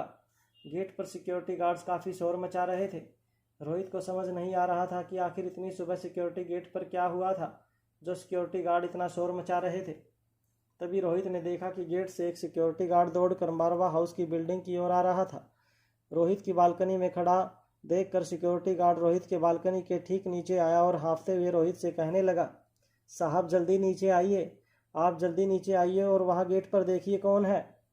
ये कहने के बाद सिक्योरिटी गार्ड फिर से गेट की ओर दौड़कर चला गया। रोहित भी काफ़ी हैरान था। रोहित तेजी से अपने कमरे से बाहर निकला और तेजी से सीढ़ियाँ उतरकर मारवा हाउस से बाहर निकल गया। जैसे जैसे रोहित के कदम सिक्योरिटी गेट की ओर आगे बढ़ रहे थे रोहित ने देखा कि सिक्योरिटी गार्ड के चेहरे पर परेशानी काफ़ी नज़र आ रही थी। जैसे ही रोहित सिक्योरिटी गेट पर पहुंचा एक सिक्योरिटी गार्ड ने तेज सांस लेते हुए रोहित से कहा, साहब साहब देखिए, वो सामने एक कार खड़ी है। रोहित हैरानी से मारवा हाउस की प्राइवेट रोड पर खड़ी कार की ओर देखने लगा। तभी एक सिक्योरिटी गार्ड ने रोहित से कहा, साहब अचानक हमने देखा कि वहाँ मेन रोड से अचानक एक गाड़ी मुड़ी और हमारे बंगले की ओर आने लगी। हम सब भी हैरान हो गए कि इतनी सुबह सुबह कौन हमारे बंगले की ओर आ रहा है, मगर देखते ही देखते कार की स्पीड काफ़ी कम हो गई। फिर अचानक वो कार धीरे धीरे चलने लगी। हम सबको किसी खतरे का अंदाज़ा हुआ, इसलिए हम लोग एकदम अलर्ट हो गए। हमने अपनी अपनी बंदूकें भी कार की ओर तान ली, मगर कार बिना रुके धीरे धीरे बंगले की तरफ आगे बढ़ने लगी। फिर कुछ सेकंड बाद वो कार अचानक ही बंगले से कुछ ही दूरी पर जाकर रुक गई। रोहित हैरान होकर फिर से उस कार की ओर देखने लगा। सामने एक बड़ी सी काली गाड़ी दिखाई दे रही थी। कार का शीशा काला होने की वजह से अंदर कौन बैठा है इसका अंदाज़ा लगाना बेहद मुश्किल था। रोहित ने देखा कि कार के दरवाजे के पास रोहित के कुछ सिक्योरिटी गार्ड हाथ में बंदूक पकड़कर खड़े थे। तभी रोहित के पास खड़े सिक्योरिटी गार्ड ने रोहित से कहा, साहब आप आइए एक बार ज़रा देखिए। रोहित भी हैरानी से कार की ओर देखते हुए सिक्योरिटी गार्ड के पीछे पीछे कार की ओर जाने लगा। जब रोहित कार के पास पहुंचा तो कार की खिड़की के पास खड़े सिक्योरिटी गार्ड ने रोहित से कहा, साहब जरा देखिए, गाड़ी की ड्राइविंग सीट पर मेम साहब बैठी हैं। उस सिक्योरिटी गार्ड की बात सुनकर रोहित हैरान हो गया। रोहित दौड़कर ड्राइविंग सीट की विंडो के पास आया। रोहित ने देखा कि स्टीयरिंग पर अपना सर रखकर अनिका ड्राइविंग सीट पर बेहोश पड़ी थी। अनिका को इस हालत में देखते ही रोहित ने कार का दरवाज़ा खोला और अनिका को जगाने के लिए स्टीयरिंग व्हील से उसको पीछे की तरफ करके कहने लगा, अनिका, अनिका क्या हुआ तुम्हें? अनिका तुम ठीक तो हो ना? आंखें खोलो अनिका। मगर काफ़ी देर कोशिश करने के बावजूद अनिका ने अपनी आंखें नहीं खोली। रोहित धीरे धीरे अपनी आवाज़ ऊंची करते हुए अनिका के गालों पर प्यार से हाथ फेरते हुए अनिका को जगाने की कोशिश करता रहा। रोहित की समझ नहीं आ रहा था कि आखिर अनिका को क्या हुआ था। अनिका के चेहरे पर कहीं घाव के निशान तो नहीं नजर आ रहे थे, मगर ये बात रोहित की समझ के बाहर थी कि अगर अनिका बेहोश थी तो फिर वो कार ड्राइव करके कैसे वहाँ पर पहुँची थी, और अगर कार ड्राइव करते करते अनिका को चोट लगी थी तो फिर अनिका के चेहरे पर कोई निशान क्यों नहीं था। रोहित ज़ोर ज़ोर से अनिका को आवाज़ देकर अनिका को जगाने की कोशिश करता रहा, मगर काफ़ी देर कोशिश करने के बावजूद अनिका ना तो होश में आई और ना ही उसने अपनी आंखें खोली। तभी रोहित के बगल में खड़े गार्ड ने रोहित की ओर देखकर कहा, साहब ये कहते हुए मुझे बहुत दुख हो रहा है, मगर एक बार ज़रा देख लीजिए मैडम की सांसें चल रही हैं या नहीं। अनिका के शरीर में किसी भी तरह की मूवमेंट नहीं नज़र आ रही थी। अनिका की आंखें बंद थी और उसका चेहरा पूरी तरह से बेजान नज़र आ रहा था। मगर जब रोहित ने अनिका के गले पर उंगलियां रखकर उसकी नब्ज़ चेक की तब रोहित ने राहत की एक लंबी सांस ली। अनिका की नब्ज़ धीरे धीरे चल रही थी। तभी अचानक ही रोहित को एहसास हुआ कि रोहित को अनिका का चेहरा धुंधला धुंधला नज़र आने लगा था। जब रोहित को इस बात का एहसास हुआ कि जो रोहित आज तक कभी बड़ी से बड़ी मुश्किल के सामने टूटा नहीं था, उस रोहित की आंखों में आज शायद जिंदगी में पहली बार नमी दिखाई दे रही थी। अनिका को अपने सामने इस तरह देखकर रोहित की आंखों से आंसू बहने लगे थे। रोहित के सिक्योरिटी गार्ड्स भी रोहित को इस हालत में देखकर एक दूसरे को देखने लगे। उन्होंने अपने मालिक को कभी इससे पहले इमोशनली इतना कमज़ोर नहीं देखा था। ज़्यादातर गार्ड्स काफ़ी सालों से मारवा हाउस के लिए काम कर रहे थे और वो लोग अपने मालिक को अच्छी तरह से जानते थे। वो यह बात अच्छी तरह से समझ रहे थे कि इतने दिनों से अनिका की गुमशुदगी के बाद रोहित ने अपने अंदर इमोशंस का जो एक बांध बनाकर रखा था, वह अनिका का चेहरा देखते ही टूट गया था, जिसकी वजह से रोहित को बिना पता चले ही रोहित की आंखों से आंसू बहने लगे थे। अपनी आंखों से आंसू पोंछते हुए रोहित ने अनिका को अपने हाथों में उठा लिया और गाड़ी से बाहर निकालकर बड़े ही प्यार से और धीमे कदमों से अनिका को संभाल कर मारवा हाउस के गेट के अंदर ले गया। मगर गेट के अंदर दाखिल होते ही रोहित ने अपने घर की ओर आगे बढ़ते हुए कदम रोक लिए और रोहित के पीछे पीछे चल रहे अपने सिक्योरिटी गार्ड से कहा, उस गाड़ी को अपने कब्जे में ले लो, मुझे उस गाड़ी की हर छोटी से छोटी डिटेल चाहिए। सिक्योरिटी गार्ड ने जैसे ही अपने मालिक की बात सुनी, कुछ सिक्योरिटी गार्ड दौड़कर वापस उस कार के पास गए। सिक्योरिटी गार्ड ने देखा कि कार के अंदर चाबी लगी हुई थी। कार को पूरी तरह से तलाशने पर उन्हें कार में कोई ऐसी चीज़ नहीं मिली जिस पर शक किया जा सके। कार पूरी तरह से खाली थी और डिग्गी भी पूरी तरह से खाली थी। कार की दोनों नंबर प्लेट भी पूरी तरह से ब्लैंक थी, उस पर कोई नंबर नहीं लिखा था। जब सिक्योरिटी गार्ड ने बोनेट खोलकर कार को चेक किया, तब उन्हें वहां भी कोई ऐसी चीज़ नहीं नज़र आई जिससे कोई सुराग मिले या कोई खतरा नज़र आए। एक सिक्योरिटी गार्ड ने आगे की ड्राइविंग सीट पर बैठकर कार को शुरू किया और मारवा हाउस के गेट के अंदर लाकर अपने कब्जे में ले लिया। रोहित बड़ा ही संभल कर अनिका को धीरे धीरे घर के अंदर ले जाने लगा। सुबह का वक्त था, इसलिए घर के ज़्यादा लोग जगे नहीं थे। घर के कुछ नौकर जो सर्वेंट क्वार्टर्स में रहते थे, बस वो वहाँ से धीरे धीरे अपने दिन की शुरुआत करते हुए नजर आ रहे थे। अनिका को लेकर जब रोहित घर के अंदर दाखिल हुआ, तब रात की ड्यूटी पर तैनात घर के हेड सर्वेंट दौड़कर रोहित के पास आई और कहने लगी, मैडम वापस आ गई, ये तो बड़ी खुशी की बात है। क्या हुआ है मैडम को? मैडम ठीक तो है ना? मैं अभी बच्चों को जगाती हूँ। वैसे भी अनिका मैडम जब से गई हैं तब से बच्चे पूरी रात जगकर अपनी माँ को याद करते रहते हैं। जब उन्हें पता चलेगा कि अनिका मैडम वापस घर लौट आई हैं तो बच्चे बहुत खुश होंगे। मैं अभी उन्हें जगाती हूँ। पर तभी रोहित ने उस नौकरानी को रोकते हुए कहा, रुक जाइए, बच्चों को अभी कुछ मत बताइएगा। सबसे पहले आप हॉस्पिटल में फ़ोन करके हॉस्पिटल के इंचार्ज डॉक्टर को कुछ और डॉक्टर्स के साथ यहाँ बुलाइए, अभी इसी वक्त। बच्चों को कब बताना है मैं आपको बता दूंगा। रोहित की बात सुनते ही उस नौकरानी ने अनिका को हल्का सा सहारा देते हुए उसे उसके बेडरूम की ओर ले जाने में रोहित की मदद की। रोहित और अनिका के बेडरूम के दरवाजे तक पहुंचते ही वो नौकरानी दौड़कर लाइफ केयर हॉस्पिटल फ़ोन करने के लिए निकल गई।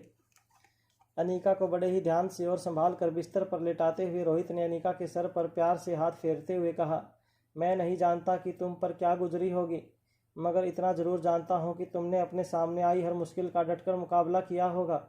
मगर बिल्कुल फ़िक्र मत करना, अब जैसे ही तुम्हारी आंखें खुलेंगी सब कुछ पहले की तरह नॉर्मल हो जाएगा। हम दोनों हमारे बच्चों के साथ बड़े ही प्यार से ज़िंदगी बिताएंगे और मैं वादा करता हूँ तुमसे कि जिस दुश्मन ने यह हरकत की है उसे पाताल से भी ढूंढ कर निकाल लूँगा। अगर अब मेरी ज़िंदगी का सिर्फ यही मकसद रह गया है कि मैं अपने परिवार को दुश्मनों की नज़रों से बचाता रहूँ, तो मैं ज़िंदगी भर ये काम करने के लिए तैयार हूँ। मगर आज के बाद किसी भी दुश्मन की बुरी नज़र हमारे परिवार पर नहीं पड़ेगी। बस अब तुम कुछ देर आराम करो और जब तुम अपनी आंखें खोलोगी तो हम हमारी ज़िंदगी को एक नए सिरे से शुरू करेंगे। इतना कहने के बाद रोहित ने अनिका के कपड़ों की ओर देखा जो बेहद ही गंदे नज़र आ रहे थे। ये देखने के बाद रोहित ने अलमारी से अनिका के कपड़े निकाले और फिर उसके कपड़े बदलने लगा। अनिका के कपड़े बदलते वक्त अचानक रोहित की नज़र अनिका के शरीर पर लगे जख्मों पर पड़ी, जिस पर अच्छी तरह से ड्रेसिंग की गई थी।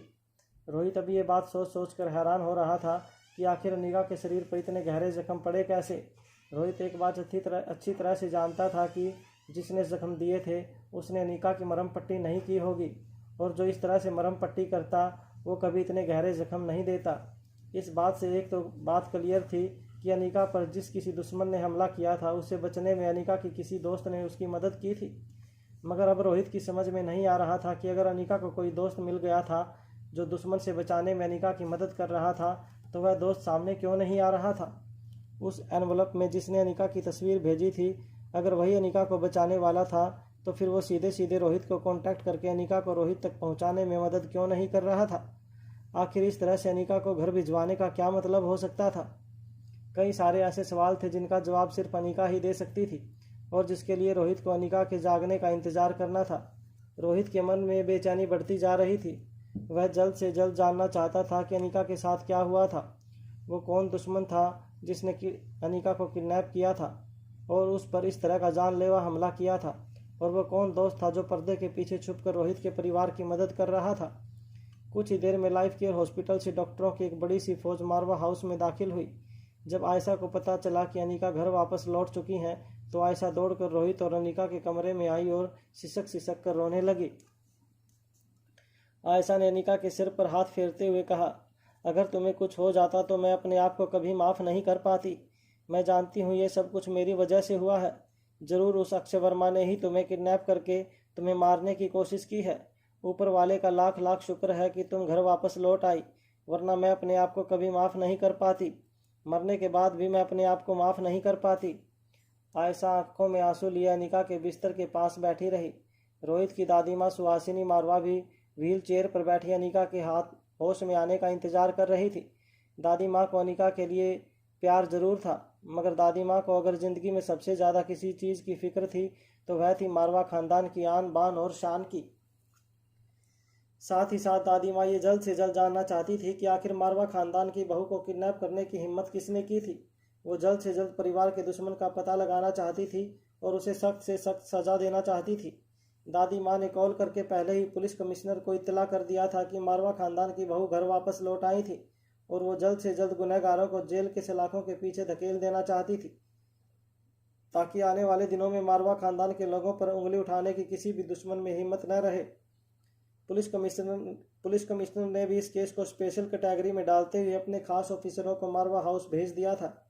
अभी सूर्योदय नहीं हुआ था, मगर सूरज की पहली किरण दिल्ली शहर पर पड़े उससे पहले पूरे दिल्ली शहर में ये बात फैल गई थी कि मारवा खानदान की बहू घर लौट आई थी। अनिका को पूरी तरह से एग्जामिन करने के बाद लाइफ केयर हॉस्पिटल के सीनियर डॉक्टर ने रोहित से कहा, देखिए रोहित जी, मुझे लगता है कि डॉक्टर अमृता यानी कि आपकी धर्मपत्नी अनिका जी को कोई खास सेडेटिव दिया गया है जिसकी वजह से वो बेहोश है, मगर ये सेडेटिव का सोर्स क्या है ये पता नहीं चल पा रहा है। हाँ, मैं इतना ज़रूर कहूँगा कि जिस किसी ने भी अनिका जी को ये सेडेटिव दिया है उसने इस बात का खास ध्यान रखा है कि अनिका जी को कुछ वक्त के लिए आराम मिले ताकि उनके शरीर पर लगे ये गहरे जख्म जल्दी से जल्दी भर जाएं। बस मेरी एक बात समझ में नहीं आ रही कि अगर अनिका जी को इतनी हैवी डोज दिया गया था तो वो कार ड्राइव करके यहाँ तक कैसे पहुँची। डॉक्टर जो बात कह रहे थे वो बात रोहित की समझ में भी नहीं आ रही थी। पास खड़े पुलिस ऑफिसरों ने जब रोहित के सिक्योरिटी गार्ड से पूछताछ की तब उन्हें पता चला कि गार्ड्स ने तो कार से किसी को उतरते हुए देखा ही नहीं था और ना ही कार को चलाते हुए देखा था। लाइफ केयर हॉस्पिटल के सीनियर डॉक्टर ने रोहित को कमरे से बाहर ले जाते हुए कहा, देखिए, मुझे लगता है पेशेंट को कुछ देर आराम करने देना चाहिए। ये भीड़ अगर इसी तरह इकट्ठा होती रही तो फिर हो सकता है कि जब अनिका मैडम को होश आए तो अचानक इतनी भीड़ देखकर उन्हें किसी तरह का मेंटल डिस्टर्बेंस हो, और ऐसी हालत में जहां हमें यह भी नहीं पता कि उन्हें कौन सी तरह की मेडिसिन दी गई है, हमें उन पर किसी भी तरह का स्ट्रेस नहीं डालना चाहिए।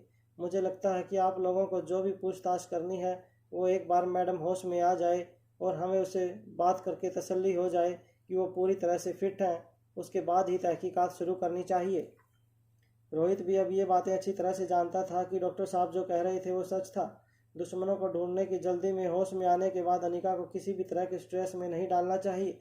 यह बात रोहित को भी रियलाइज हुई थी, इसलिए सभी लोगों के सामने हाथ जोड़ते हुए रोहित ने कहा, मुझे लगता है इस वक्त हमें अनिका को अकेला छोड़ देना चाहिए। हम सब उम्मीद करते हैं कि अनिका जल्द से जल्द होश में आ जाए। हमें अगला जो भी कदम उठाना वह हम अनिका के होश में आने के बाद ही तय करेंगे। रोहित की बात मानते हुए कमरे में मौजूद सारे लोग कमरे से बाहर निकल गए। कुछ देर तक अनिका का चेहरा देखने के बाद आयशा भी अपनी जगह से उठकर दादी माँ को लेकर वहां से चली गई। सब लोगों के जाने के बाद रोहित ने जब घड़ी की ओर देखा तब सुबह के 7 बज चुके थे। बच्चों के जागने का वक्त हो गया था। रोहित तीनों बच्चों के बेडरूम में गया तब उसने देखा कि तीनों बच्चे अपने अपने बिस्तर पर बड़े ही आराम से गहरी नींद में सोए हुए थे। मगर जैसे ही रोहित ने खिड़कियों के पर्दे खोले, तीनों बच्चे एक साथ आंखें खोलकर रोहित की ओर देखने लगे। सूरज की पहली किरण तीनों बच्चों के चेहरों पर पड़ रही थी और बच्चों को रोहित के चेहरे पर मुस्कान साफ साफ नजर आ रही थी। तीनों बच्चे एक साथ खड़े होकर रोहित से कहने लगे, डैड, क्या मम्मा वापस आ गई हैं?